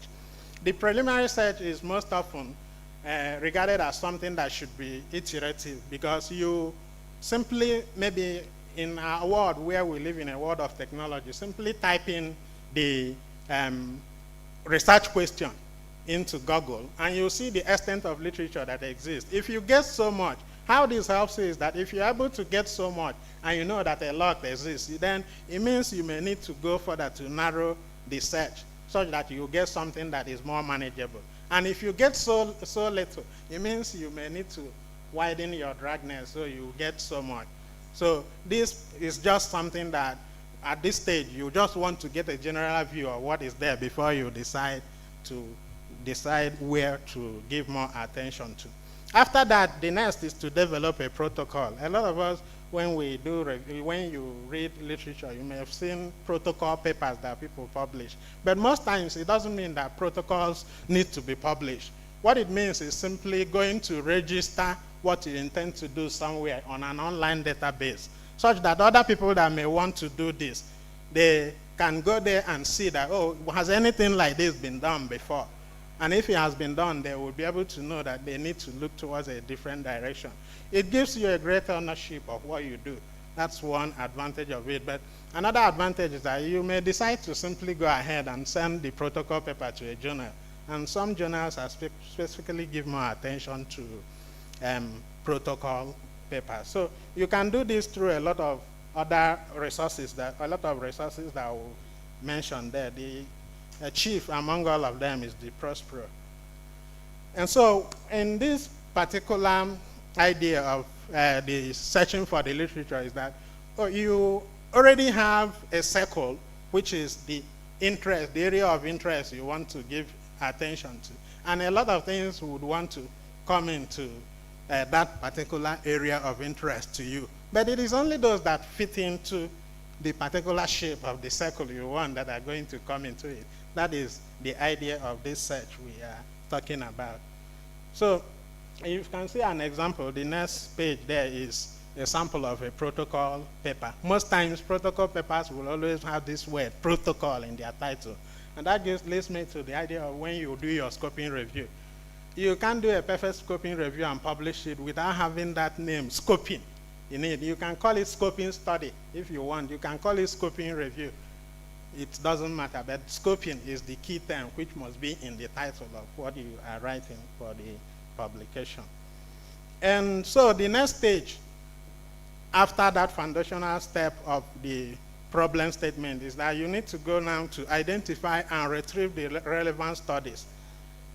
And this starts with, first of all, establishing eligibility criteria, which is more of like, in general research, what people call inclusion and exclusion criteria. So what is the type of studies that should be in your review? And then after that, you now go to search databases. Searching databases is more of like what we do in traditional model of education before technology emerged, and we go to libraries and we ask librarians where we are likely to find some information we are looking for.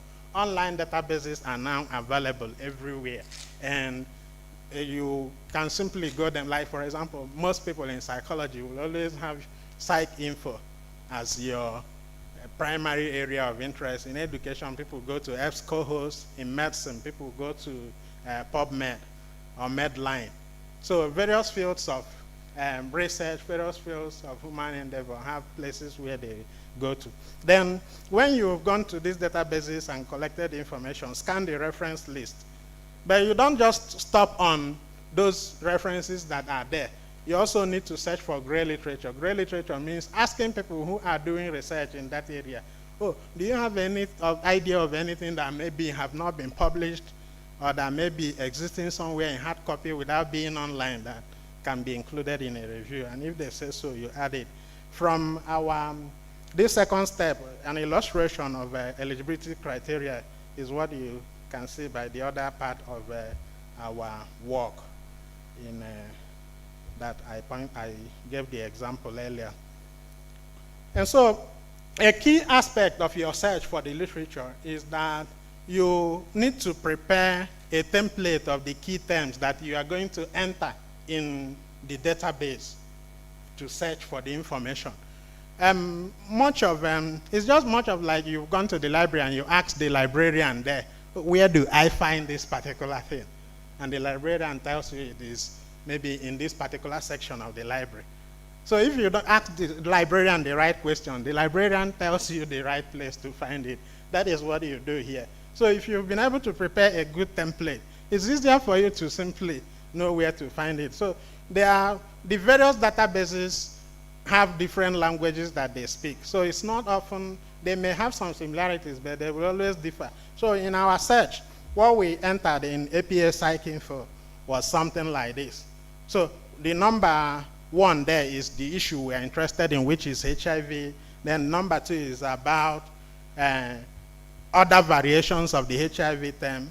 Number four is mental health, which is our concept, and so on and so forth. This particular template was prepared by a librarian. We had to get a librarian to join us in the work we are doing, and they prepared this template and gave it to us. So the third step is study classification. By the time you've got these studies, you need to classify them. And the first step of the classification starts with looking at the titles and abstract.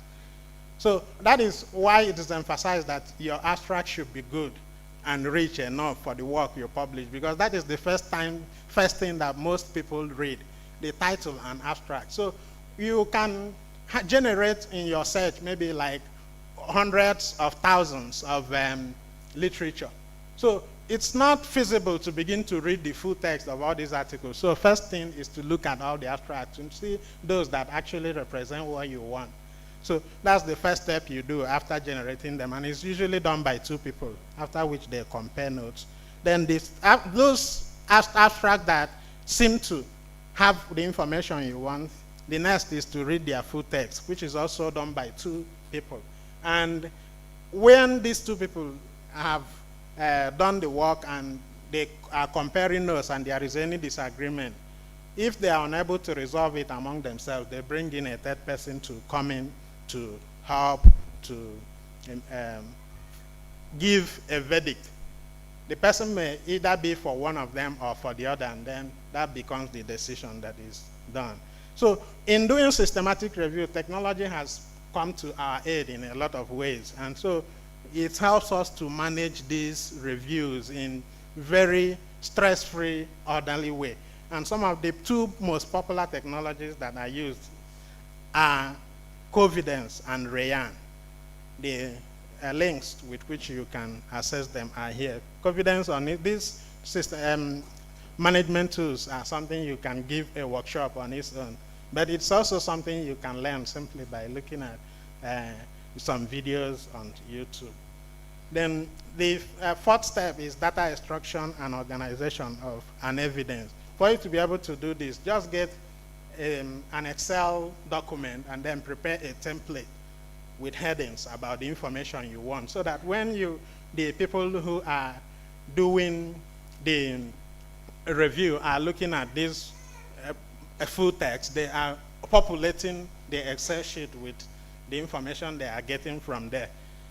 So some of the information you can decide to get from this full text are what I have decided to indicate. In fact, the example is what we did for the review that was published. And so the fifth step is the collecting, summarizing, and evidence reporting. And for you to be able to have a good systematic review, you must attach in your review what is called the Prisma diagram of Prisma flow. Its full meaning is simply the preferred reporting items for systematic reviews and meta-analysis for scoping reviews. So originally, what people were doing were scoping reviews, and that was how the Prisma framework was developed. But later on, people started doing systematic reviews, and so the Joanna Briggs Institute, who are about the leaders in scoping reviews and systematic reviews, tried to modify some items in the Prisma framework to make them suitable for systematic reviews. But in general, they are mostly the same. And the advantage of your using the management tools I mentioned earlier is that these management tools generate this Prisma framework for you when you've used them to do the work. So it's not something you begin to prepare manually, like you would prepare your charts, the Excel sheet for charting the information. No, this one is automatically generated, and you just download it and insert it into your work. We are going to see a picture of something like that later. You also need to use diagrams, tables, and descriptive statistics in presenting the results from these reviews. So for example, for our work, because we are interested in sub-Saharan Africa and research done on mental health interventions among people living with HIV, what we did was that we got the map of Africa and then got a software which we used to describe the concentrations of studies that have been done in this area. Majority of them, as you would be able to see there, we are done in South Africa, followed by Uganda, followed by Kenya, Nigeria, and then so on and so forth. Then after you've done this, you also need to go further to discuss the findings. And the discussion of findings is just like the discussion you would do when you are doing your normal research. And more importantly is to look at the implications of what you've done for research, for policy and practice. And this is where, in doing your systematic review, consultations with stakeholders becomes important. Because when you provide them feedback about what you are doing, they help you to be able to develop implications, which helps to enrich the review that you've done. And so the next slide there is an instance of example of the Prisma framework. And this particular one was our Prisma framework, which we developed from. We used Covidence. One information that is important for you to know is that Covidence is not free. You need to pay to use it. But Rayan is free. So Rayan gives you some ability to do some reviews on the free form, which without paying any money, simply by creating an account you do.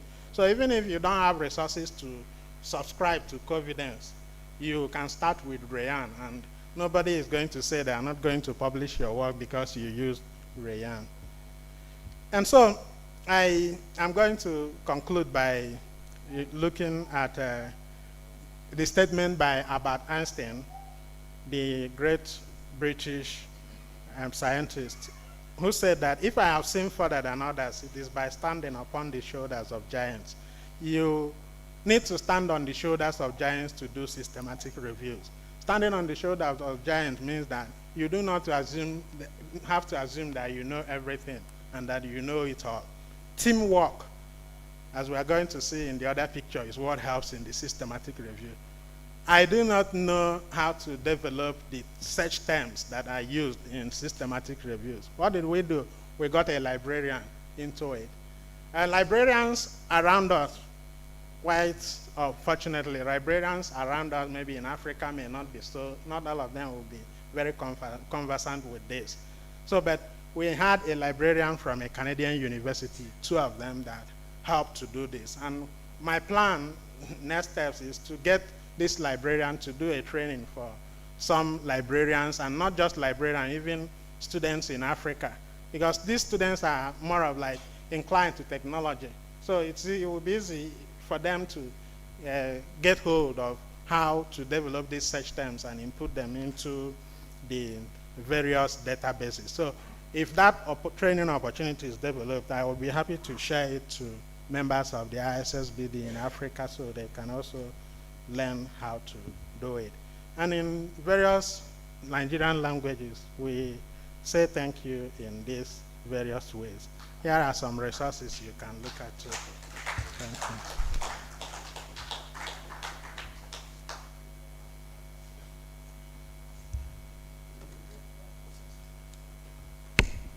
Members, I would want to thank John Bosco for the submission he has made before us. We are also having an advantage of the flat tire. Yeah, I think we can have some means, though chairperson tells me it is getting late. I was tempted now to start calling you by the name of scoping reviews. You know, teachers, when you teach long and you teach a concept, like one year by me taught me socialization, you almost acquired it. 1 year, Godfrey. Hope you are not you already acquired it in your schools who have been scoping reviews. Really, I've liked it. Thank you for the high concentration. Can we have at least 1 or 2 questions before we end up? Yes?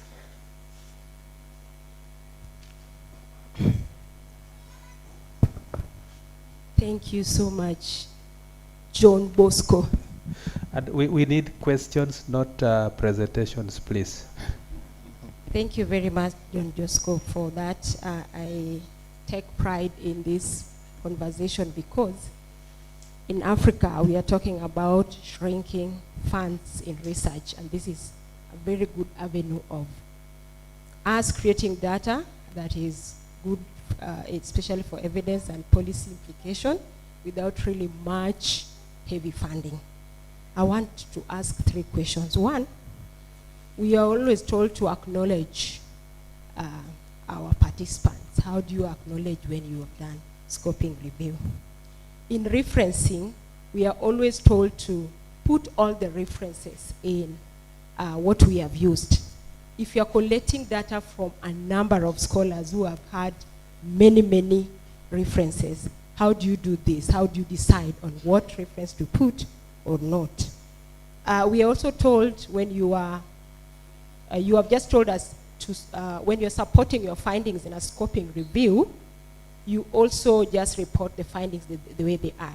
At times we are always told to support our evidence in findings with some scholars.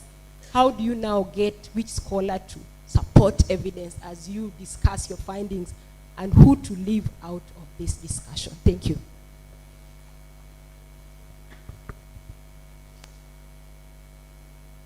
Okay, thank you very much for those very important questions. I am going to start from the first one, which is who are the participants in your scoping review. If you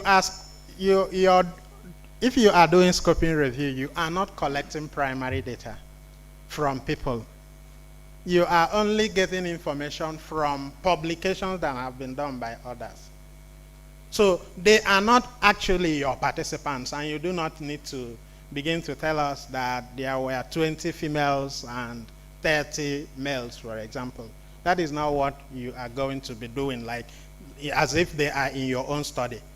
Even if you decide to give information about participants like we did in our scoping review, you are going to be doing it in respect of participants in those studies that you included. In the charts, it would be so large. That was why I was unable to give you a picture of the Excel data sheet for the charting of the information. Otherwise, you would have seen that there is a column where you write the name of the author, the year the study was published, then the participants in that particular study, the setting and all other information. You do not need to put that chart into your work. They are simply meant to guide you while you are doing the scoping review. So no information on participants in the sense of like you would do if you were doing a study with primary data. Then how do you do your references? Yes, that is one thing you need to take note of. References in scoping reviews, especially where large body of knowledge exists, will also be large. So how you do the referencing is most of the time, like for the one we did, because we had people who have subscriptions for endnotes, we used endnotes in the references, so automatically it generated it for us. Where you have so much body of literature that exists and you are not using reference managers, it can be challenging, but that doesn't mean it's still an impossibility. So you do not choose the references you include and the one you exclude. As long as that study, in as much as that study was either cited or included among the studies you reviewed. In our own review, the publications in Africa on our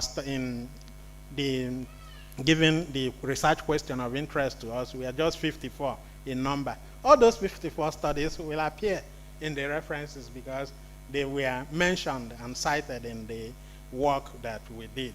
Then for your discussion and citing of evidence, one important thing that we should be wary of in discussions in literature is that discussions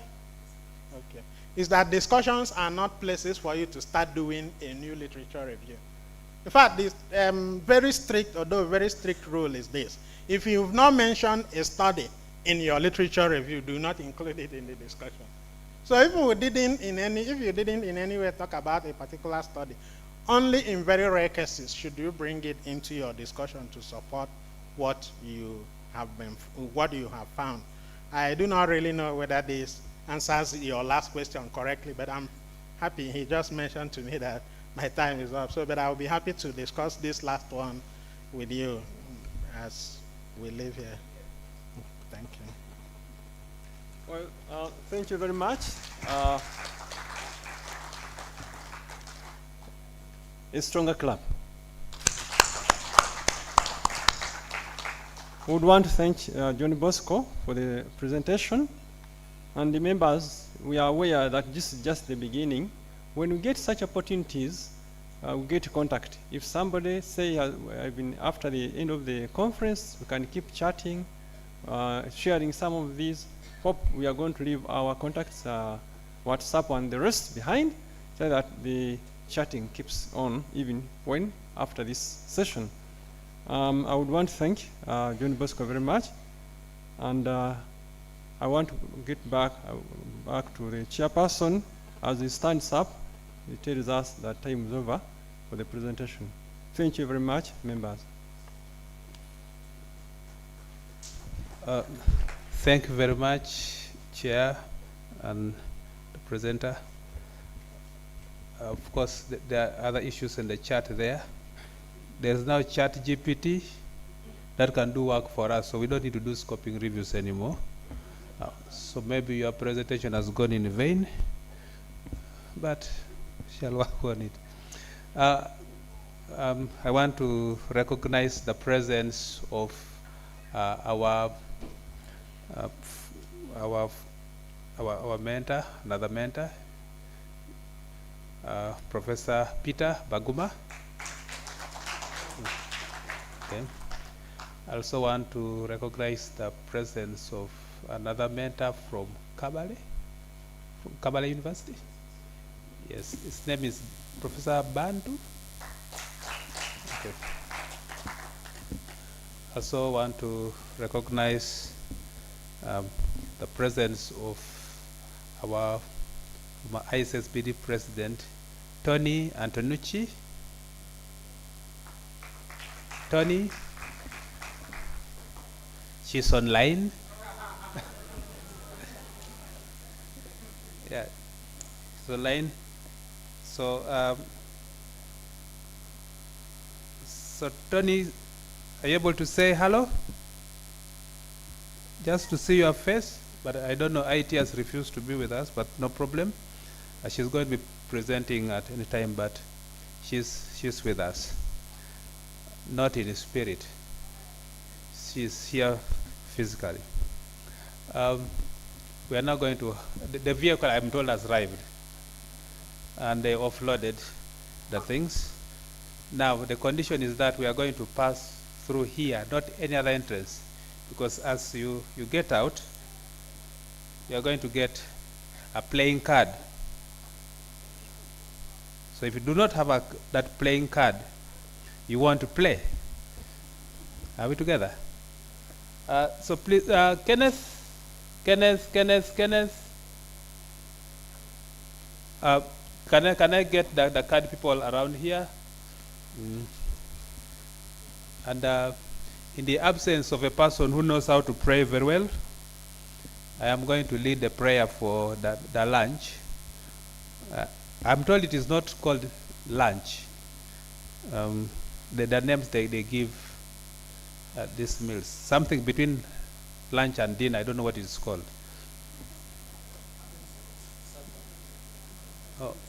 Oh, okay, supper. Okay, so let us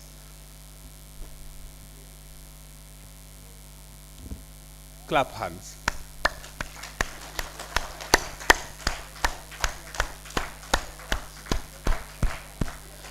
That is for everybody who has been speaking, excluding me. We'll clap again. We are thanking God for the meal that has been provided.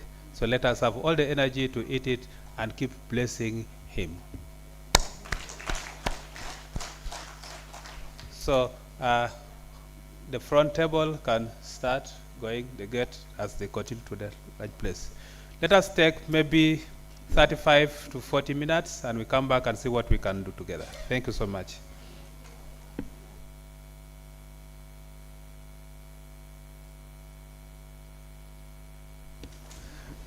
The people online, please, the people online, can you go and have lunch?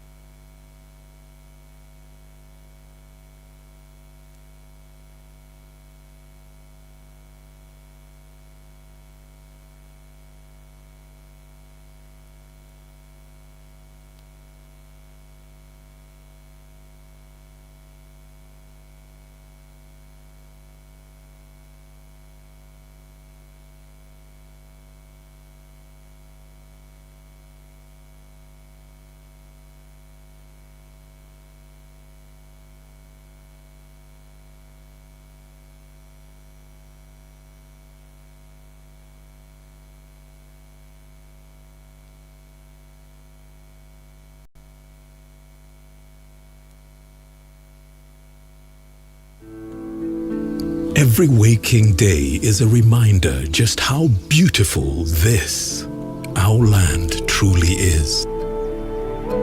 The kind of beauty that you can only find here. In the lush green all around us and the wondrous sights within. It's what you feel in the gentle caress of tropical wind from the mountaintops. And the glow in your heart from a warm neighborly invite.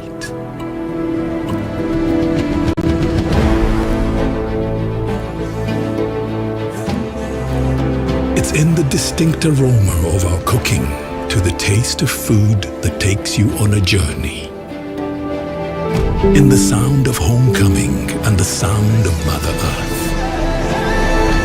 In the magnificence we find on our travels and the exciting moments we experience. Ours is the kind of beauty that comes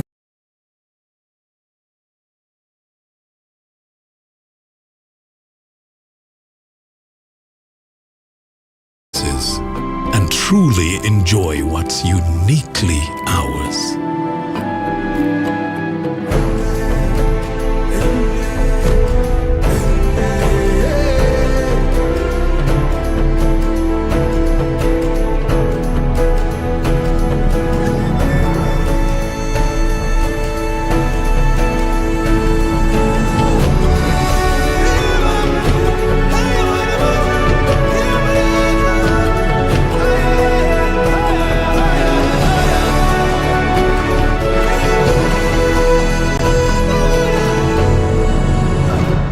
Explore Uganda, the pearl of Africa.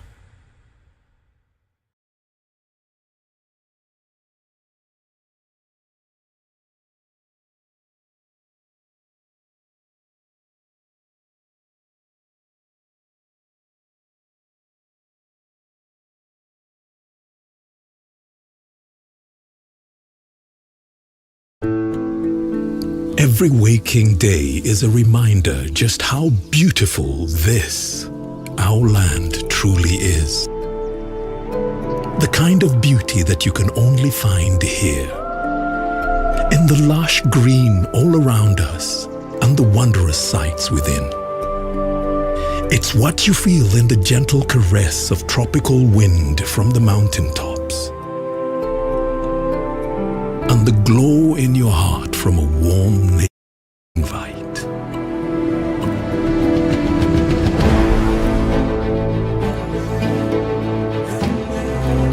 It's in the distinct of our cooking to the taste of food that takes you on a journey.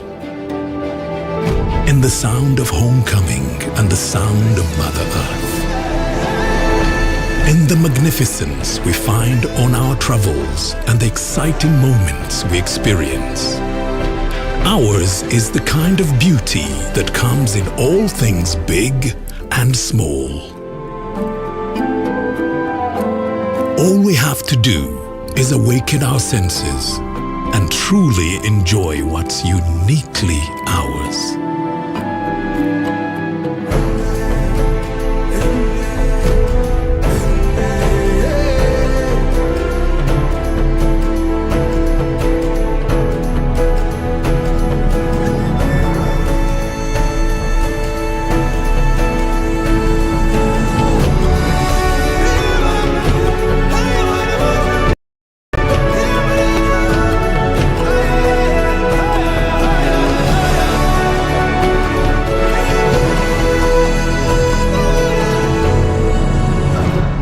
Explore Uganda, the pearl of Africa.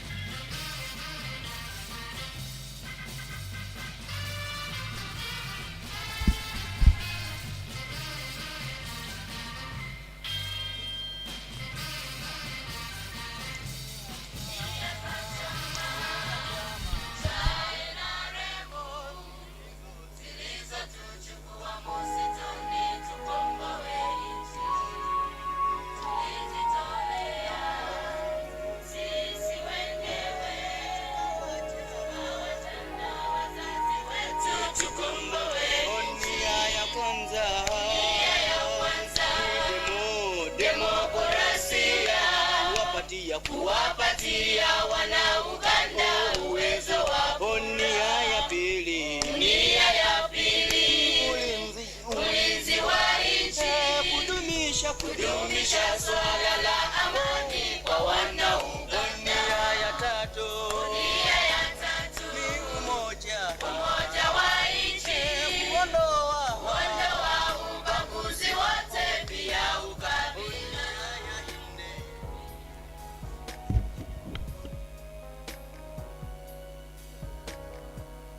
You are preempting my presentation.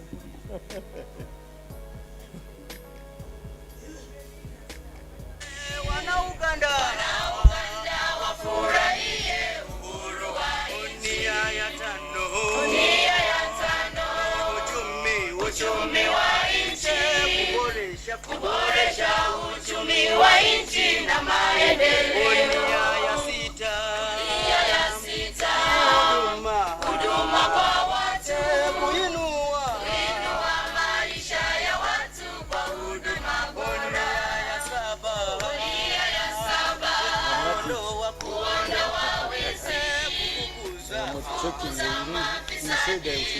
uongozi wa baina. Ya nane tena kabisa kuunganisha wakara moja kwa Uganda nzima.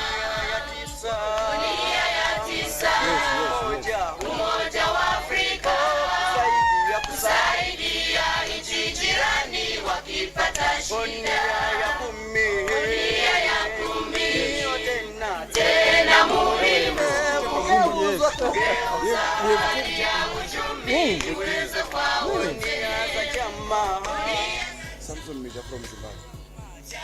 na revo zilizotuchukua msituni tukomboe nchi. Is it okay? Anyway, you talk.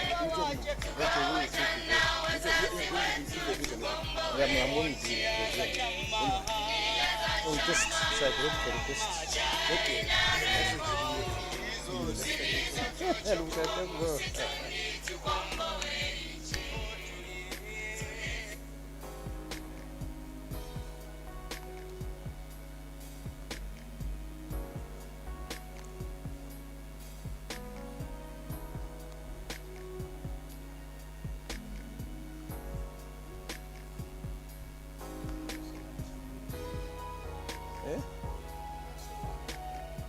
Yes.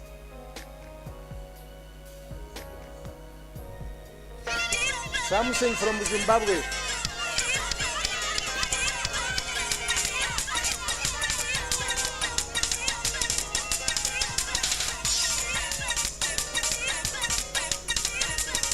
Do you know it?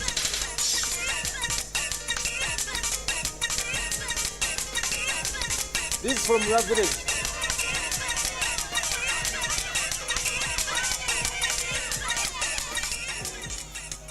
You have not remembered.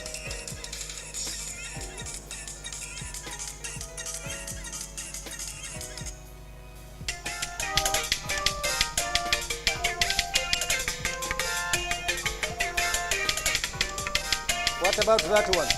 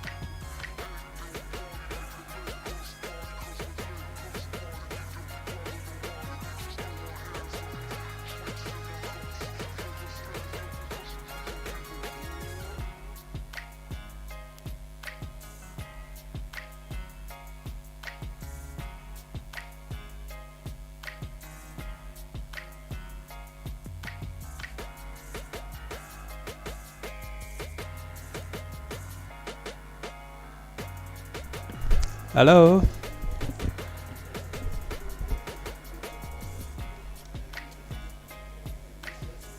Good afternoon, everybody. How are you?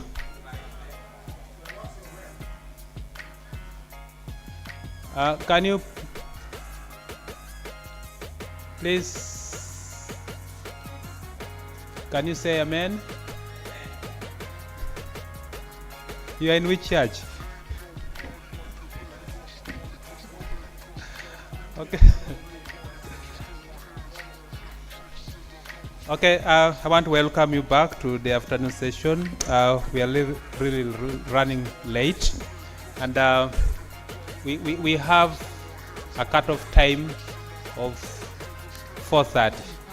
So we might have just only one presentation, and we might close for today, simply because many of you are Christians, and the visitors want to go to the shrine, the Uganda Matters shrine, and to get blessings. I hope you don't carry it in the bags and take away. So whatever we might not do, we might just keep that and continue doing that tomorrow. So the Ugandans who already know the shrines, probably you might not need to go. But for the visitors, please, there are 2 buses outside here. So as soon as this presentation is done, this one and maybe another one, but maybe most likely one, if you ask many questions, shall go to the buses, then we go to the shrine, and then we get blessings, and then from there come back. So for now, we want to listen to one of our mentors, and the mentorship is about how to develop a poster presentation.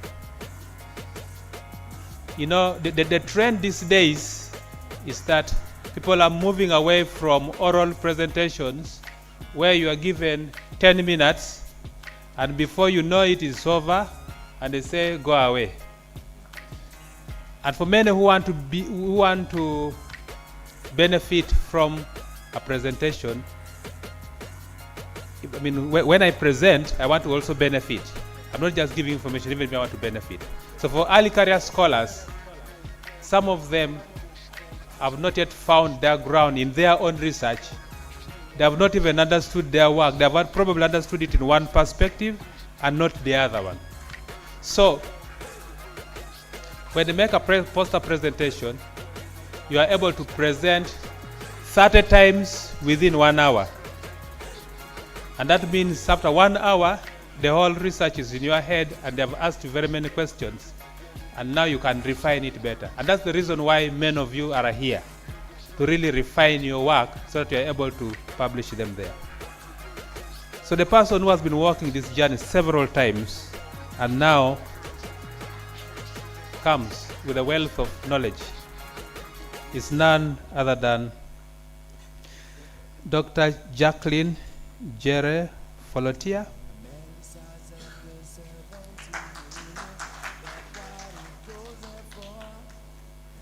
She has a wealth of knowledge. She comes from the University of Zambia. She's a psychologist.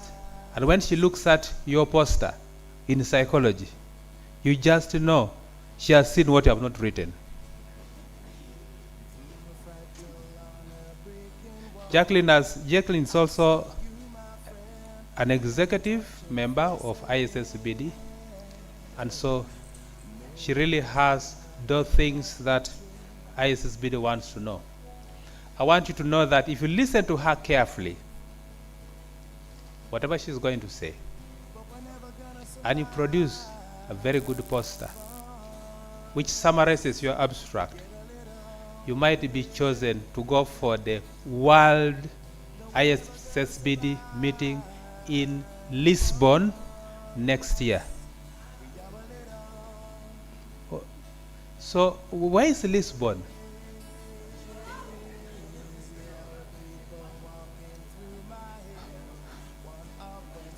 in Portugal. Okay, so that is very, very real now. So listen to her. And by the time we go for poster presentations tomorrow, you'll have revised your poster. Jacqueline, you're welcome.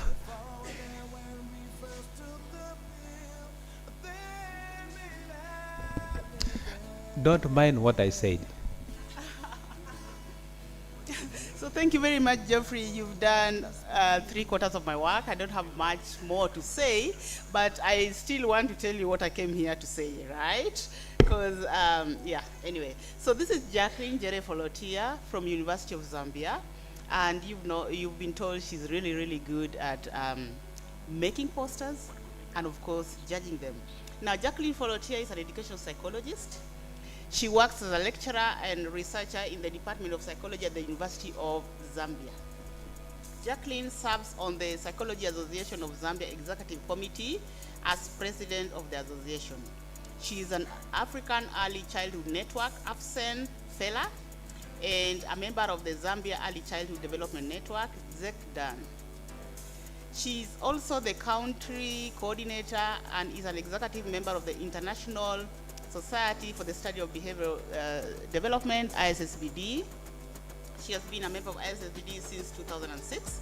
Her research interests include child and adolescent development within the African context and early grade literacy acquisition and teacher professional development. Please, let's put our hands together as we welcome Jacqueline to give her talk.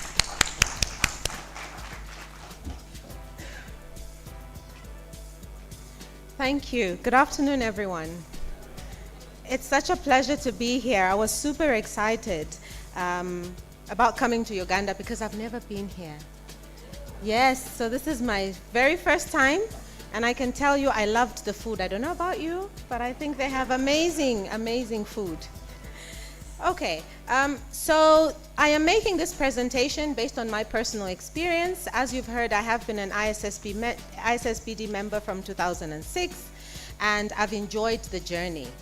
And it was so funny, when I was preparing this presentation, I decided to go back to my ISSBD folder because I have like for, 2010, 2012, 2014, 2016, and all I found in there were poster presentations.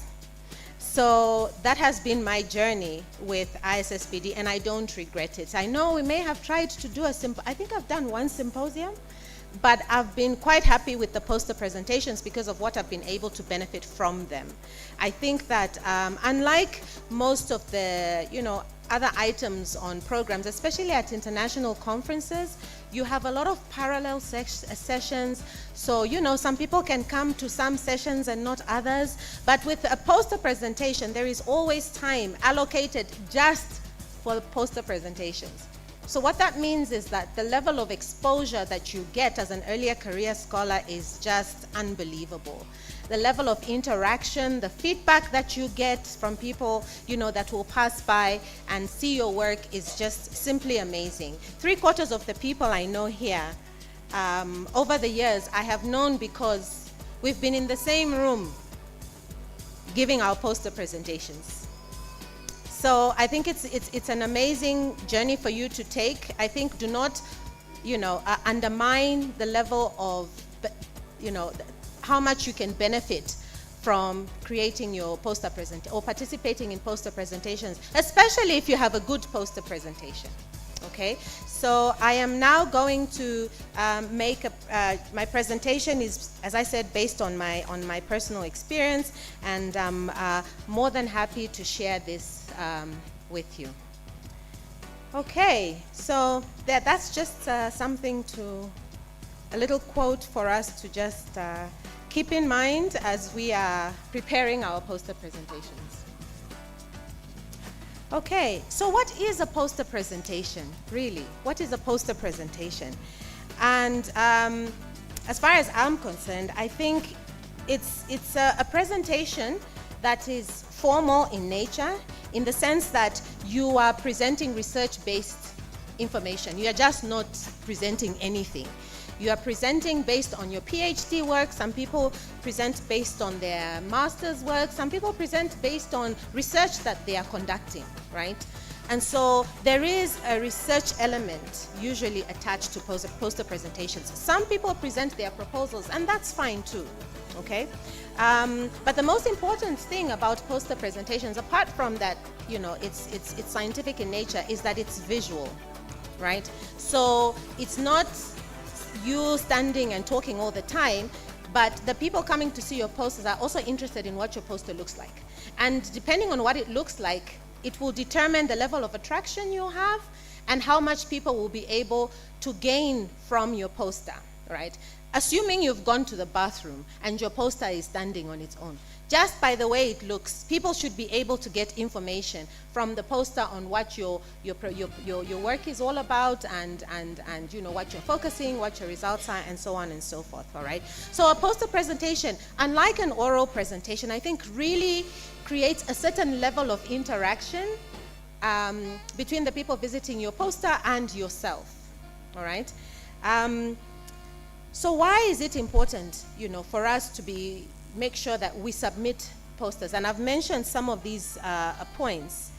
It's an opportunity to share, you know, research results, definitely, and also engage in scientific dialogue. So from my personal experience, it's amazing how much insight I've obtained from my own work based on a discussion that I had with someone who came to visit my poster. Right? They will, you know, ask you questions and challenge you to look at your work, you know, from a certain perspective, but also maybe to explain a bit more about your work. And by doing that, it gets you really, really engrossed in the work, in the work that you are presenting. It's also an opportunity to receive feedback. You know, someone will ask, okay, so have you thought about looking at it from this perspective? What about this variable? Have you thought about, you know, how it could, you know, interact with these other variables, and so on and so forth? All right. And so it's very, very useful from that perspective. But I've also found that it's much easier to prepare a paper for publication just from your poster presentation. Okay? So based on what you have, you basically just expand that. And because, the format is somewhat similar, you just expand that and you're able to create a publication from there, okay? And what's also beautiful about poster presentations is that for every conference you go to, as long as you have the data, you can present a different presentation based on a different angle, a different perspective from the data that you have, which is brilliant. All right, so you just don't get up and say, oh, I want to make a poster presentation, I want to prepare a poster, so let me start doing it. Some level of planning needs to go into the process. So it's important to ask yourself some questions. Where will I present the poster? Is it at an Issbd conference? Is it in my classroom for my fellow students?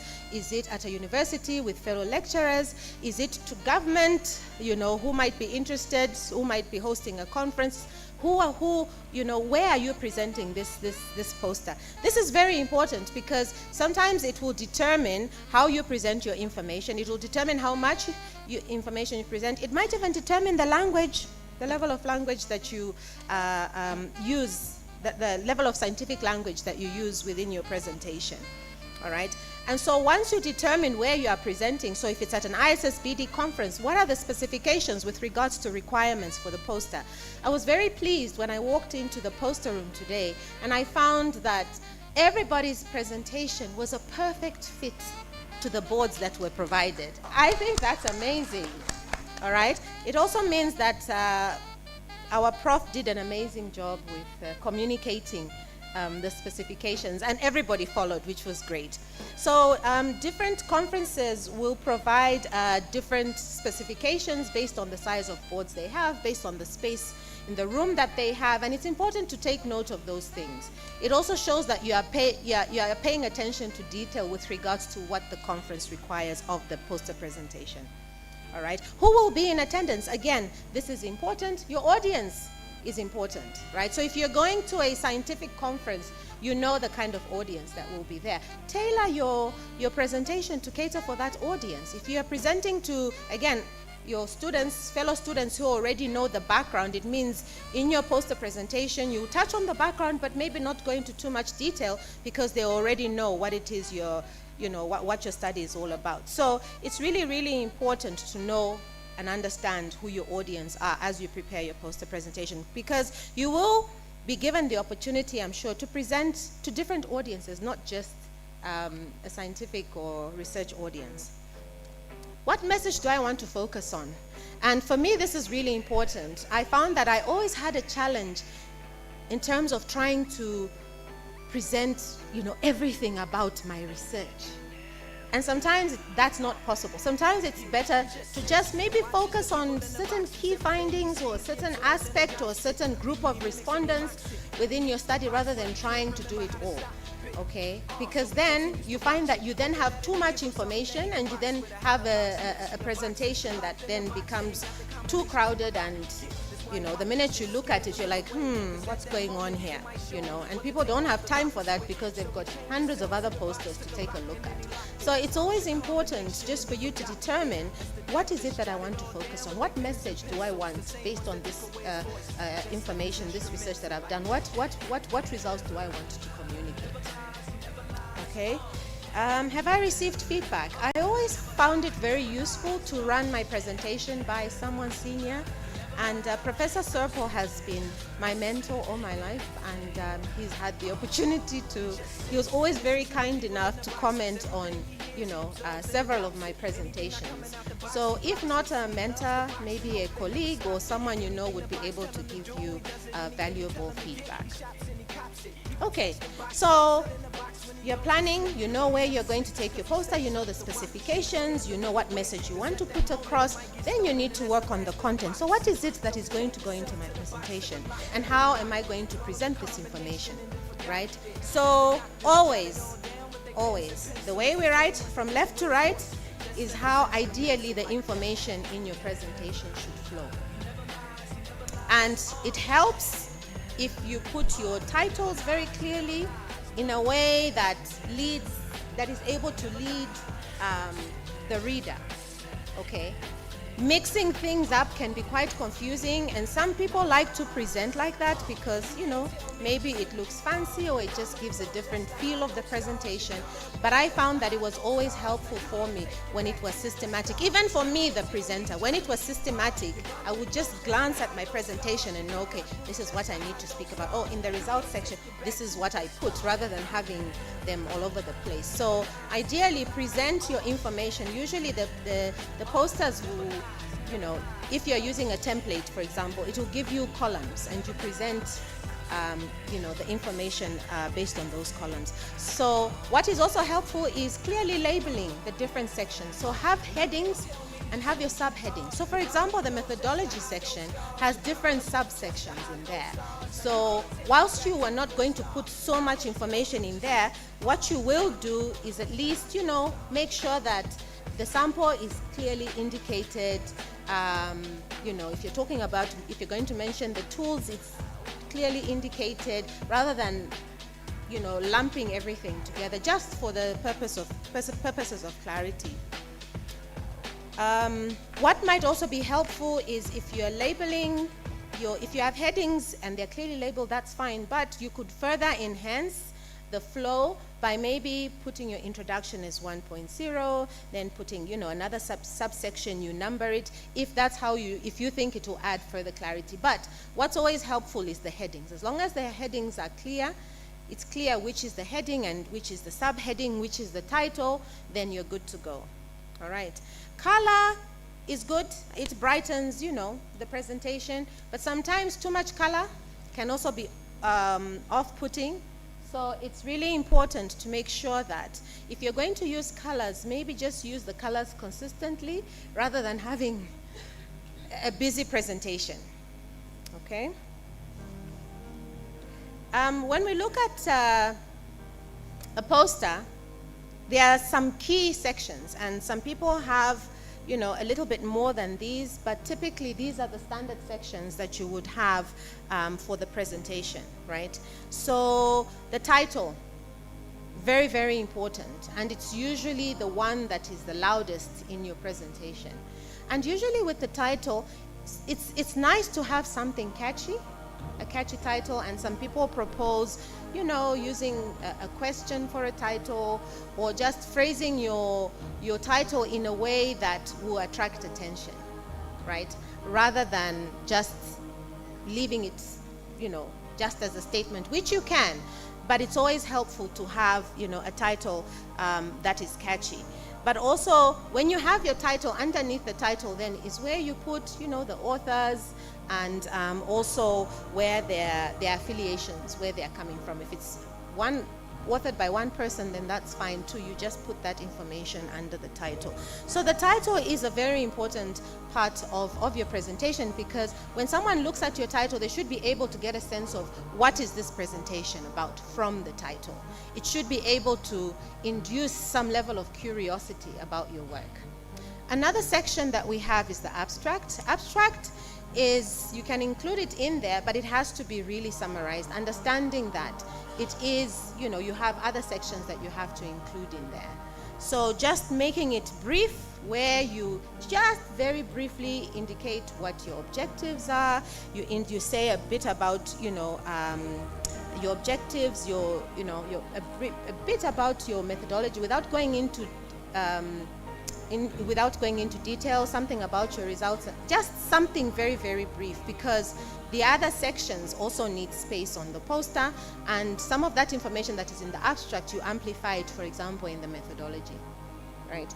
So it's good to keep it simple and straightforward. And then an introduction, very important. So in the introduction, you basically highlight what is the rationale for your study.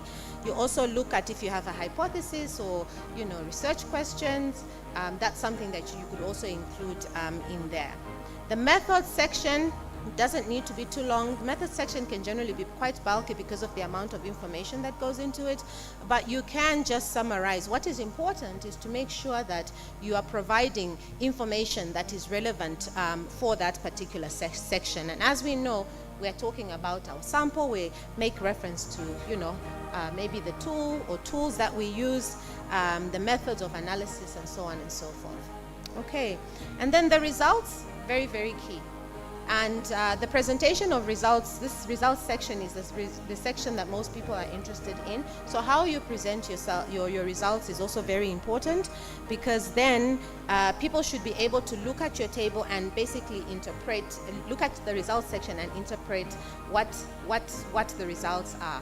So rather than use a lot of text in the results section, it's more helpful to use figures, tables, charts, rather than putting too much text, because then it takes away from the person just looking and getting a sense and trying to interpret what you've put in your graphs. Okay, and then so the results need to be presented in the most simple way possible, and I was quite intrigued by how I saw some of the results being presented. Very simple, straightforward, but also a lot of thought went into some of how the posters have been, the results section in the posters has been presented. And then the conclusion, based on the context where you conducted the study, then you provide a conclusion of your results. You can have a discussion, right? Maybe, but it has to be really, really brief. Only because a discussion is mostly text-based and you don't want too much text, okay? And then at the end, you can have recommendations based on the conclusion. You also can indicate then your acknowledgements. So a lot of the work that we do, we do with partners, we do with funding organizations, colleagues, so it's always good to put an acknowledgement there. And if you had cited some authors, it's good to just include a brief reference section, as well as your contact details at the bottom, in case someone would like to contact you. Okay, so some things, this is basically just a repetition. Some things that you need to look out for really are the poster size. So the size of your poster matters. The font size, you want to have a font that someone is able, maybe a meter or two, 1.5 meters or 2 meters away, they should be able to see your poster and not have to strain their eyes to see what you've written. Okay, so the font size is really, really important. And as I mentioned, the colors, they are good to have, but also you don't want to make your presentation too busy. All right. I mentioned that in the methodology you could include some tables or some charts. So depending on the information that you are presenting, you could use these different charts to present different types of information. And it's just good to note that typically, depending on the type of information you are presenting, it would look better in a certain kind of chart, whether it's a pie chart or it's a bar graph or a horizontal or pie, whatever. But look at what information am I presenting and how do I want this to look when someone looks at it. And so there are certain types of charts that work well for certain data. Okay, additional tips, always important to make sure that you keep your presentation simple. All right, nothing too complicated, straight to the point, but also spell check. There is nothing as off-putting as looking at a title and finding that assessment has been misspelled. But not just assessment, but any word. But just make sure that you spell check to make sure that your information is well presented. Labeling of graphs, figures, that too is important. Rather than just throwing them in there, just provide a brief label for each of those graphs or tables that you're going to put in there. All right. It's good to use active verbs and also capital letters. Please use them where they are needed. You don't have to use capital letters in the whole document. Some people think it will add visibility because they are in caps, so they are bigger. That's a no-no. All right, just use them where absolutely necessary. And if you have pictures, you want to include pictures, you can include those too. I think that they do add a certain flavor as long as they are speaking to your presentation. Don't put a picture just for the sake of putting a picture. Let it, be a part of the story that you're trying to tell in your presentation. All right. So you have your poster presentation. You have your poster, you're good to go. It's also good to present yourself, to be ready. Arriving early is really, really key. A couple of times people will walk by your poster and, find it empty, because with most scientific programs, they will put the title of the poster and, a code or a number assigned to it. So people look at the program in advance and they'll say, oh, this poster looks interesting, so I'll go visit this one and this one and this one. And they get there and, the board is blank. There's nothing going on there, right? So one, it's good definitely to get there early so that you prepare yourself, you also psych yourself, you get a sense of the room, of how, the flow of people is going, the distance between you and the next presenter. If you have stuff like your bags, kind of figure out where you can put it so that it's not, interrupting as people are coming by your poster, all right? And also, it's also good to hang up your poster neatly. I noticed that this was very nicely done, and I think part of it had to do with how the organizers made sure that they were very, nice stands where posters could be put, and I would imagine they also put whatever relevant, gadgets you need to make sure that the poster looks nice and neat. Some conferences don't have, all of that. So you would have to make sure that when you put it up, it's not, hanging on one side or a portion of it that can't be seen because, it's too big or the space is too small because you didn't look at the specifications. So yeah, that's also very, very important. It's also important to hand out, some brief, just a one-pager usually, that gives a bit more detail of your presentation. Some people just print out the poster on an A4 sheet. Others will provide a little bit more information, like just a brief handout on the poster itself. And this is really useful, especially for people who want to know a bit more about your research, but also want your contact details without necessarily, taking a picture of it. They can just take away something. And as I was walking around, I only noticed one person who had a leaflet. It's good practice to have that, especially with really big conferences. Sometimes people don't have time to stand and listen to you. They can just pick up one and, read it in their free time. Okay. All right, I'm almost done now presenting the poster. So your poster should be a visual aid. It's not for you to stand and read what's on your poster.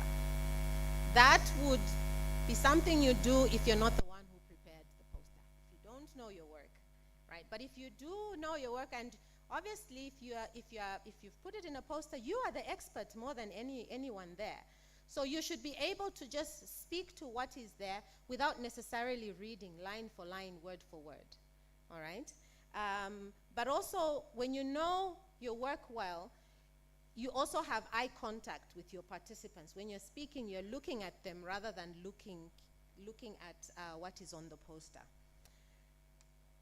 Use graphics to support your points. I think this is what I mentioned about how we present our results, especially in the methodology section. These come in really, really handy in terms of bringing your points across. One of the things you do also when you have a poster is, yes, you can speak off the cuff, but the poster is there for a reason. It's there to give the audience a sense of what's there. So one of the things you do take time to do, within a minute or two, is just run them through. As you speak on the poster, you run them through, what is on the board. But obviously when you explain, you can give just a little bit more information than what is on the board itself. But most importantly, it's important for you to show passion for the work that you're doing, excitement for the work that you're doing. You have to be, appreciate the fact that people are coming through and listening to your presentation, because if you are not excited about it, who will, right? You're supposed to draw the audience by the energy that you are giving off when you are standing by your poster presentation. So if you're by the poster presentation and you're on your phone and someone is waiting to listen to you, then, that's not very encouraging, right? And so just know that being there is a way of actually, for lack of a better term, I don't want to say selling yourself per se, but putting yourself out there, putting your work out there, and so give it the love and the passion and the energy that it deserves, because it's by you being there that might determine the next collaboration that you will have with someone who has come by your poster. Okay, so ladies and gentlemen, this is where I end with my presentation. Thank you so much for listening, and zikomo kwambiri.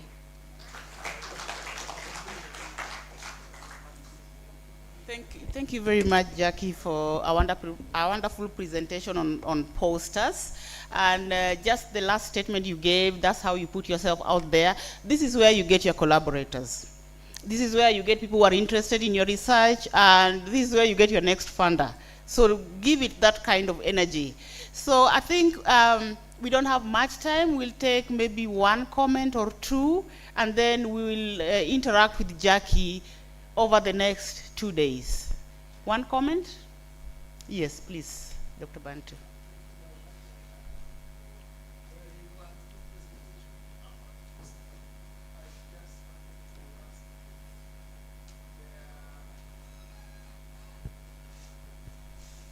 Thank you.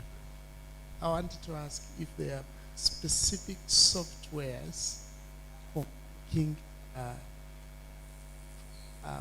poster presentation.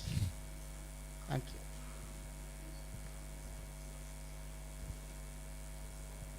Most definitely. And I had actually made a mental point to mention that at the end of my presentation, but because I was so nervous, I forgot to mention it. But yes, there is software that you can use, but also if you just search even templates, there are certain templates that you can find online that can help you prepare your presentation.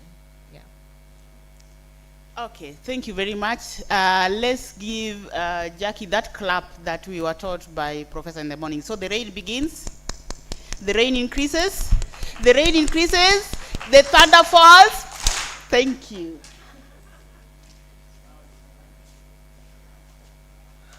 Oui, ça c'était une présentation par Dr. Jacqueline.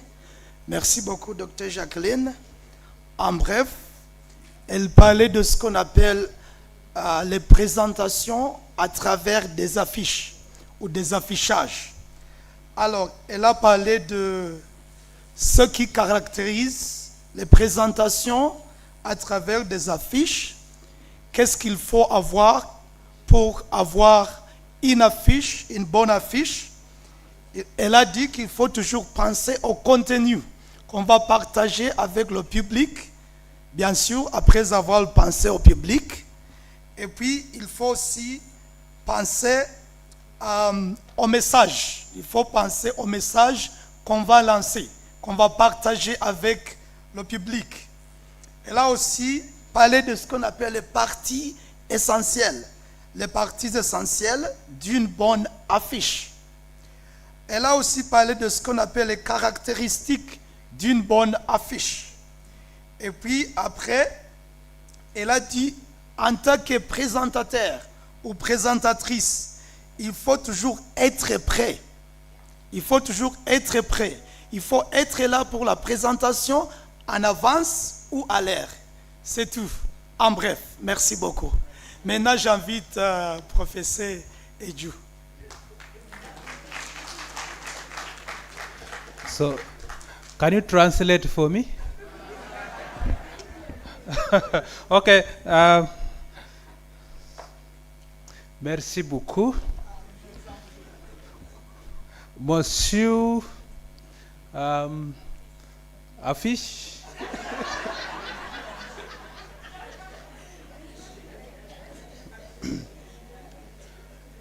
You see, all this is about innovation in language. But now, we are going to have innovation in poverty action. Please.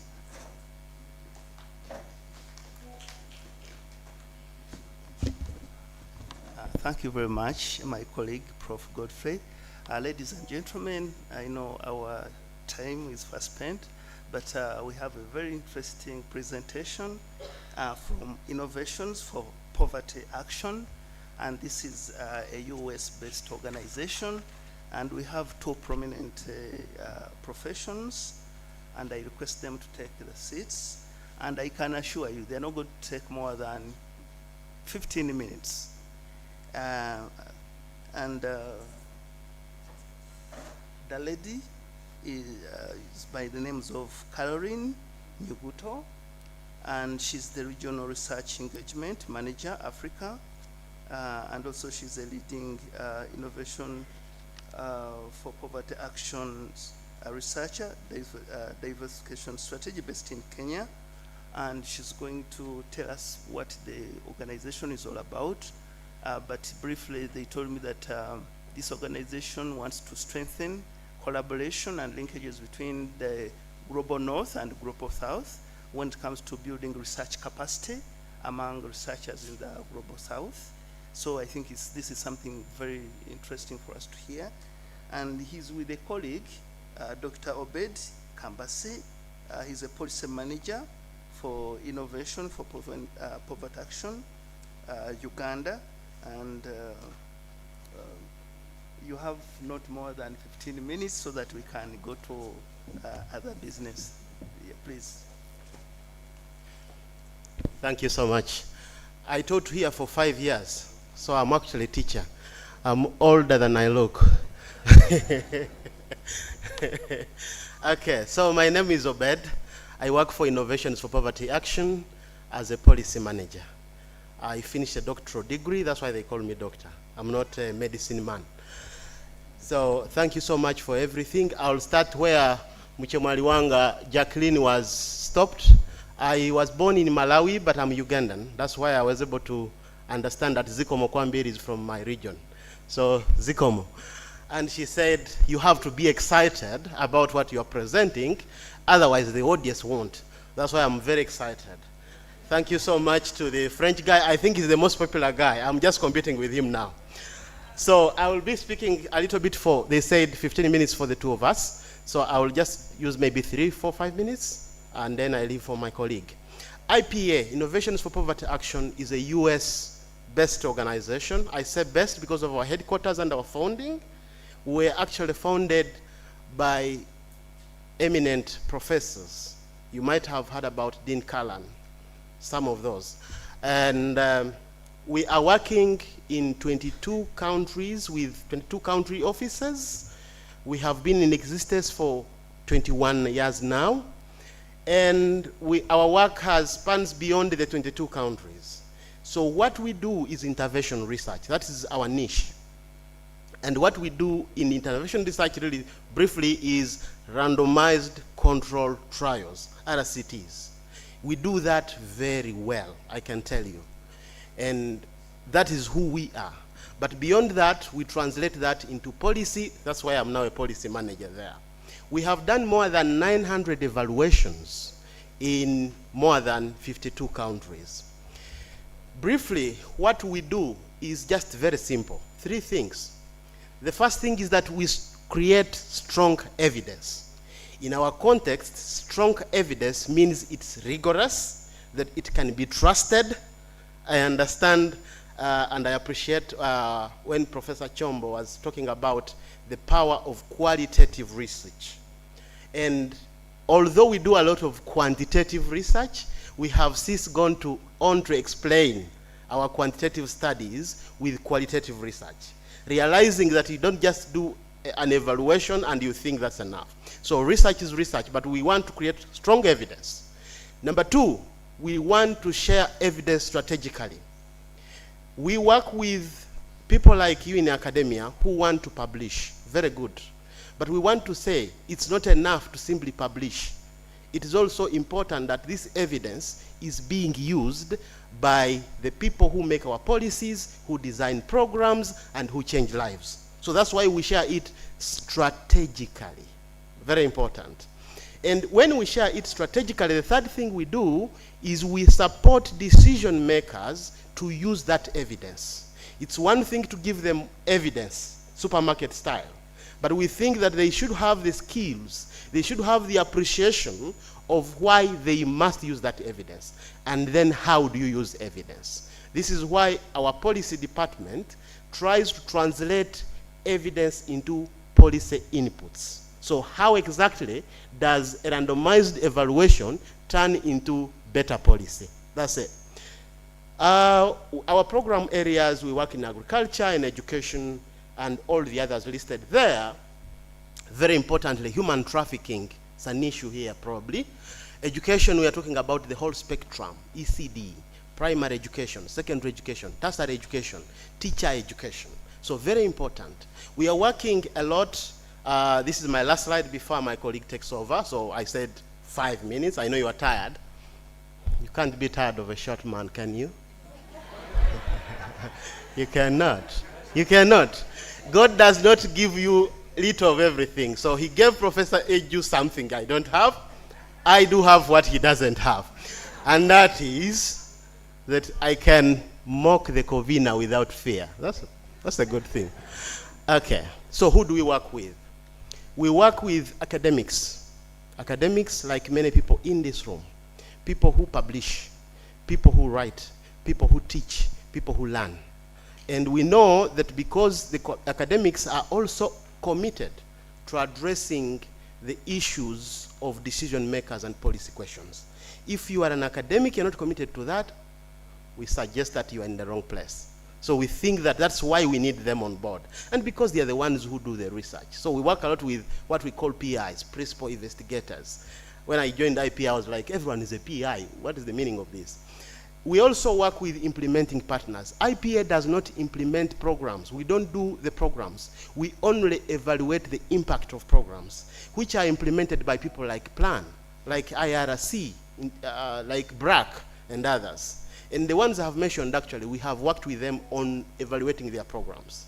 So we are working also with Bank of Uganda, for example, here. We are working also with MTN Uganda here, with BRAC International Rescue Committee. These are the implementers I'm talking about.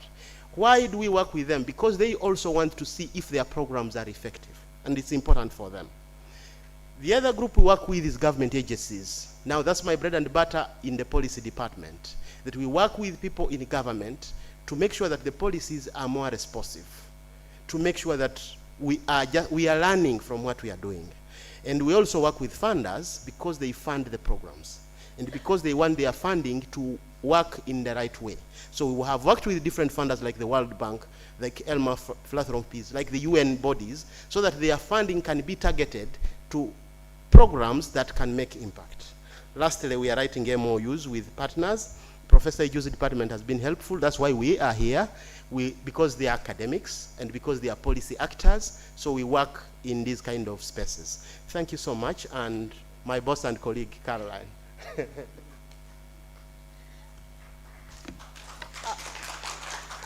Thank you, Dr. Obed. Good afternoon, everybody. I'm Caroline Nyuguto. As he said, I'm a colleague of his at IPA, and I lead IPA's researcher diversification strategy. Yep.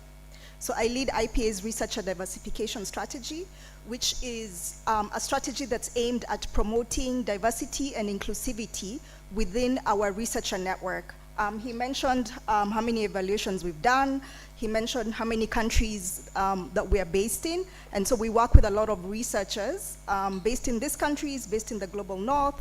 I think our network is now about maybe 700 to 800 researchers. So I'll be talking a little bit more about that.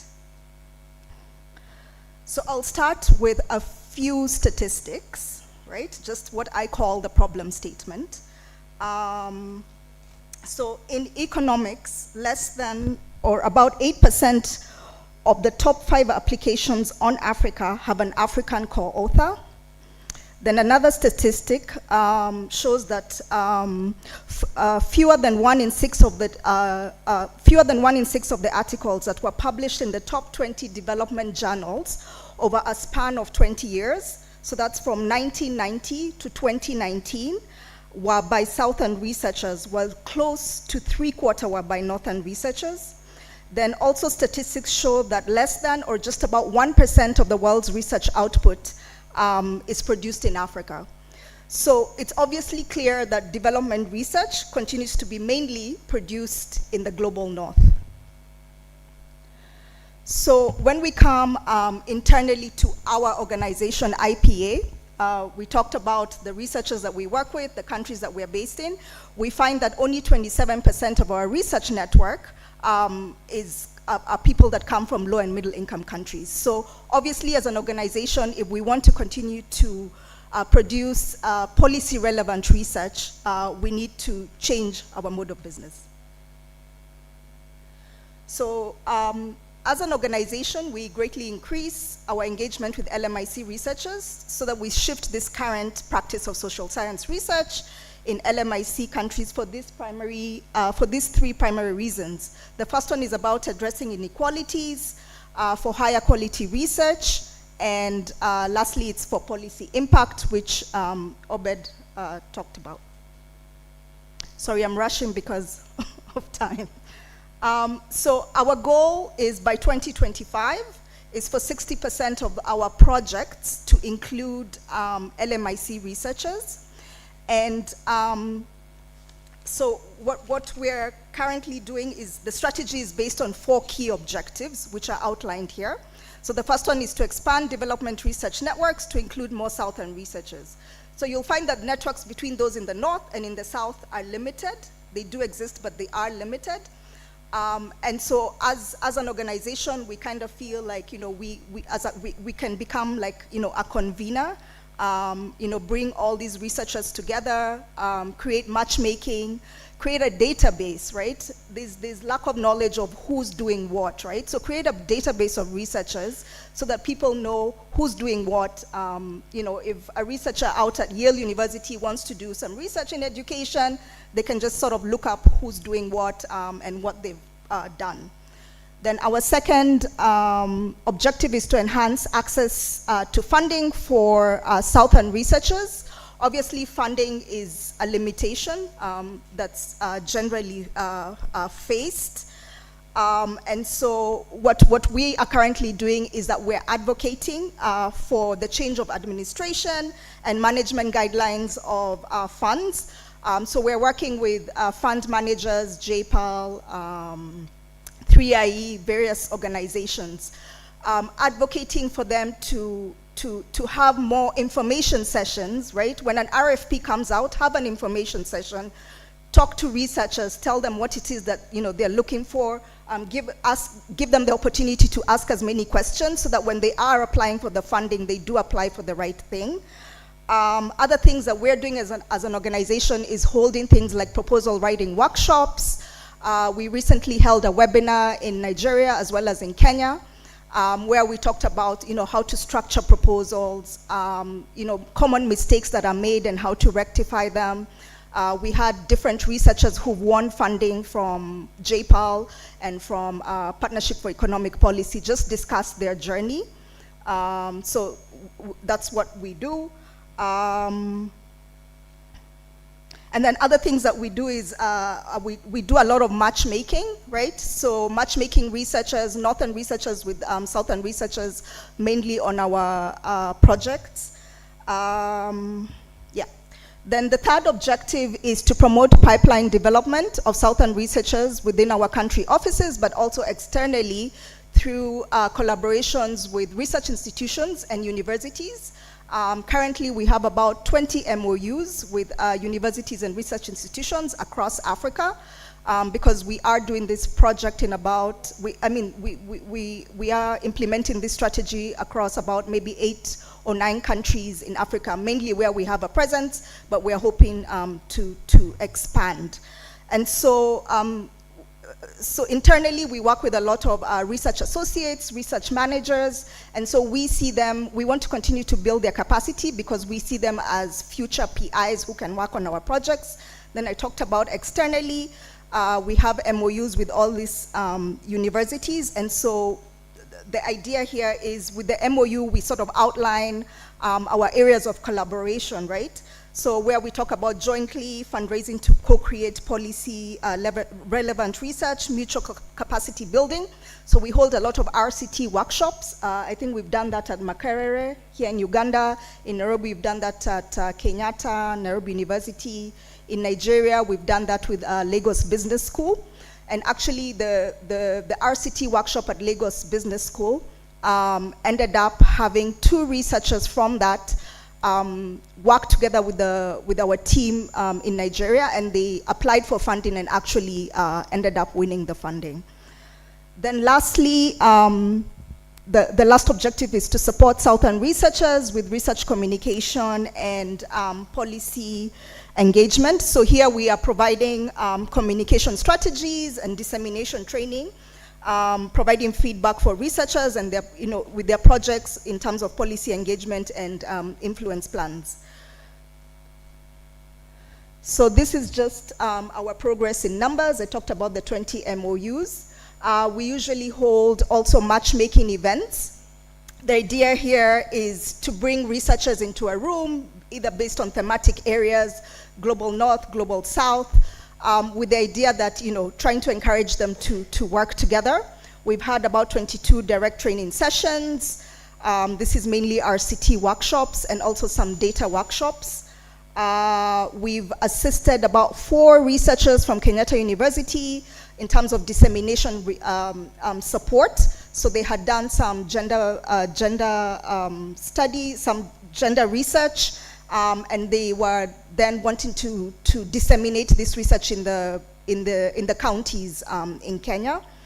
Then the other thing is that we have an internship program, and this one is really targeted towards those who want to develop their career in terms of a research career track.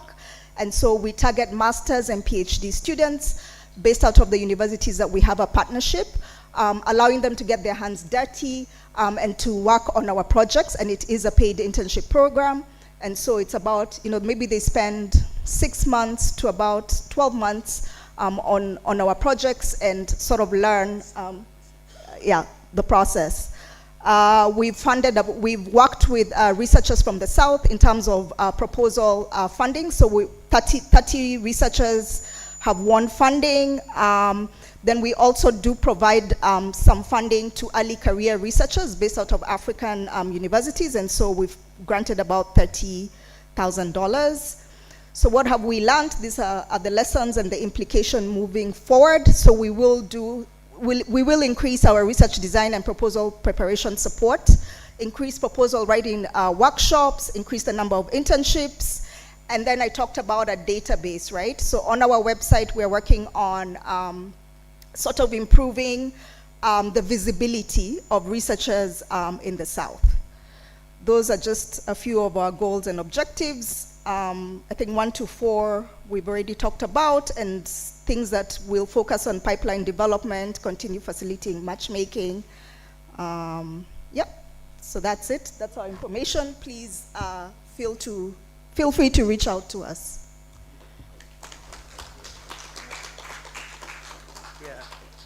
Thank you very much, Caroline. I assure that they have a lot to say and very interesting to us as academics and researchers. But time is not our best ally. We have to do other things. But I think you have business cards, you have flyers. Please feel free to get this information. Actually, they've been giving us information about themselves, what they do. I don't know if we have 1 or 2 questions you want them to clarify, and then Prof. Godwin will tell us what next. Anything you want them to clarify on Dr. Elizabeth?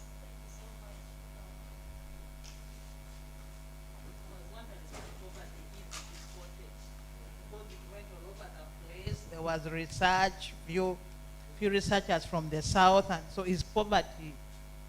What is poverty in this context? Is it having little money? Is it having no researchers from the South? Thank you. Thank you so much. What is poverty? So for us, poverty is everything, not just money. So if someone has limited education, or has poor health, or has less outcomes of something, it's poverty. So our action is to reduce that inequality.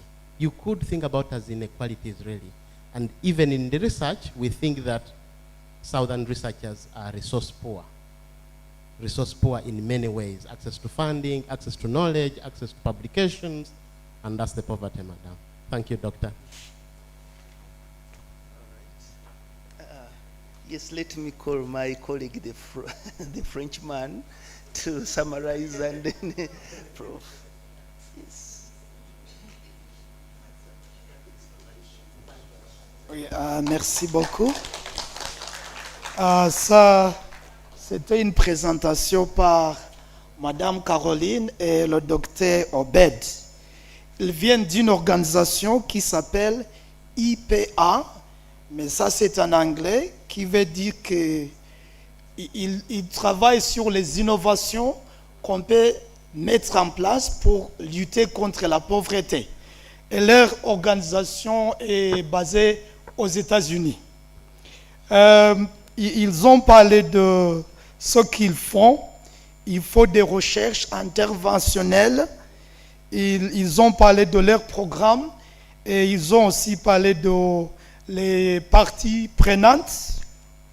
Et puis, juste en bref, ils nous ont dit ce qu'ils font. D'abord, ils créent ou réalisent des preuves plus solides, ce qu'on appelle des données probantes, plus solides. Et puis, ils travaillent sur comment, ils sont là pour voir comment on peut partager ces preuves d'une manière stratégique. Madame Caroline parlait de stratégie en faisant leurs recherches. Et puis finalement, comment on peut outiller ou bien équiper les parties prenantes qui prennent des décisions pour qu'ils soient en position d'utiliser ces preuves. Et puis, dernièrement, ils ont parlé de ce qu'on appelle les stratégies. C'était Madame Caroline qui a parlé des stratégies de diversification des chercheurs. Oui, c'est tout, en bref. Merci beaucoup. J'invite notre prof.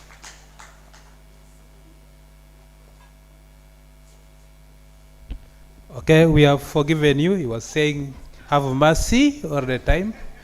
So we have forgiven him.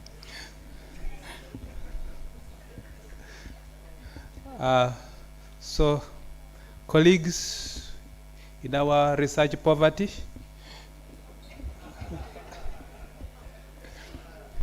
I hope we are going to find a way somewhere. Ladies and gentlemen, because of time pressures, we are not going to have any more presentations.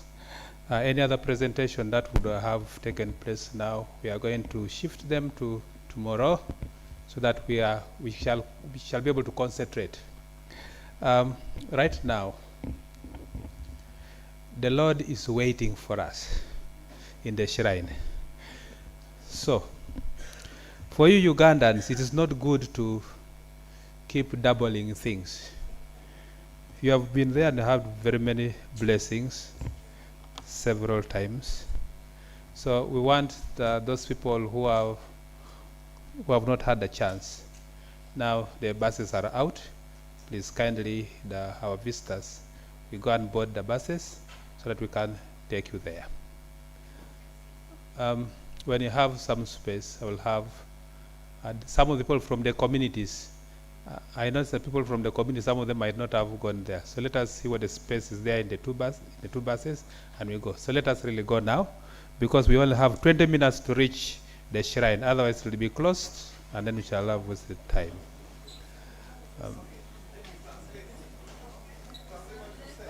Valentine, come and translate.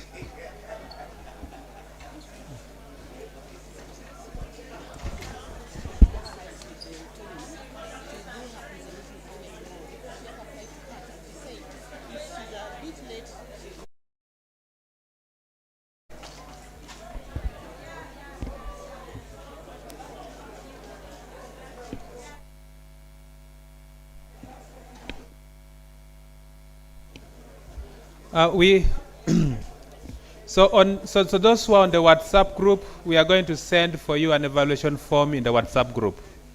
Okay, thank you very much. Merci beaucoup.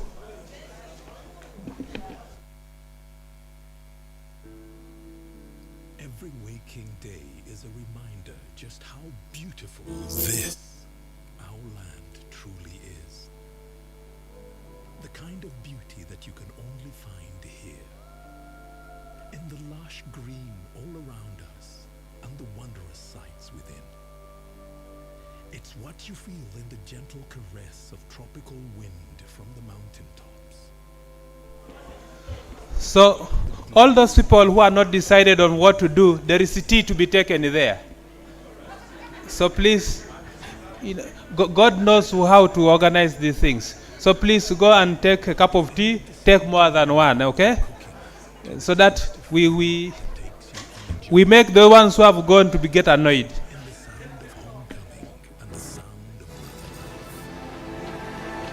In the magnificence we find on our travels and the exciting moments we experience. Ours is the kind of beauty that comes in all things big and small.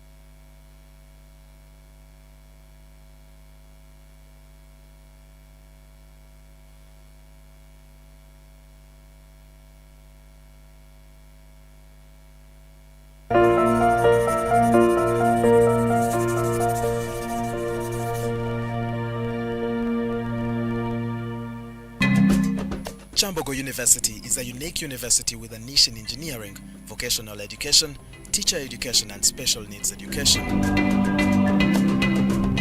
The university sits on Banda Hill and is one of Uganda's largest public universities. Since its inception in 2003, the university has continued to produce industrious engineers, teachers and experts in special needs and vocational skills who have contributed to national development. This university was formed by merging three institutions: ITEC, or Institute for Teacher Education Kyambogo, Uganda Polytechnic, and Uganda National Institute for Special Needs Education. The ITEC was producing teachers. Polytechnic was producing technicians for the industry and scientists for labs. UNICE was producing tools for use by people with special needs in education. So when it became a university, we were supposed to produce knowledge, contribute to knowledge generation through research at master's levels and doctorate levels, and also through research conducted by members of staff already in employment. Kyambogo University has the mandate to credit, supervise, develop the curriculum and assess the teachers at 4 levels, namely early childhood, primary, secondary and tertiary teacher training. This makes Kyambogo a leading university in education in Uganda. The university has a well-established governing council, senate and other structures that ensure high quality of output and service delivery, taking into account integrity, equity and professionalism in all dealings and execution of the university's mandate. The university aims at equipping each student with relevant knowledge and hands-on skills required for enterprises and to excel in the world of work. The university provides a serene learning and working environment at campus with experienced and dedicated staff. So all in all, I think the university has grown markedly in size, in stature, and both national and international recognition, which was not the case about 5-6 years ago.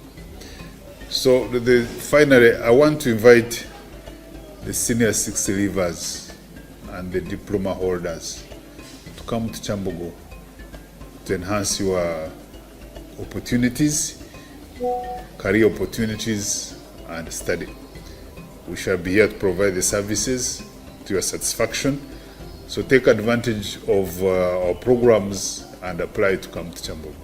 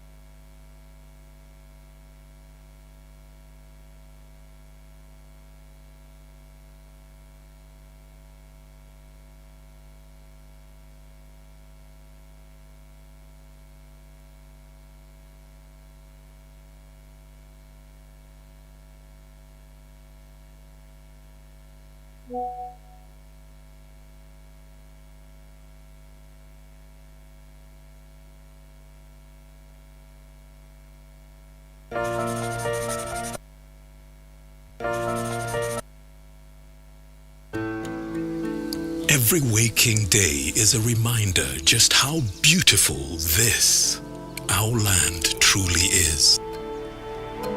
The kind of beauty that you can only find here. In the lush green all around us and the wondrous sights within. It's what you feel in the gentle caress of tropical wind from the mountaintops. And the glow in your heart from a warm neighborly invite.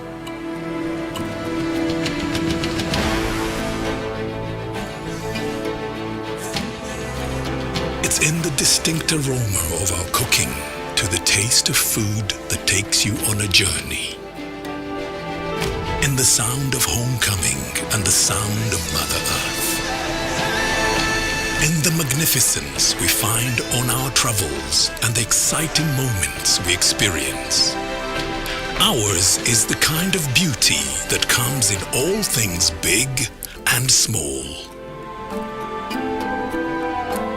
All we have to do is awaken our senses and truly enjoy what's uniquely ours.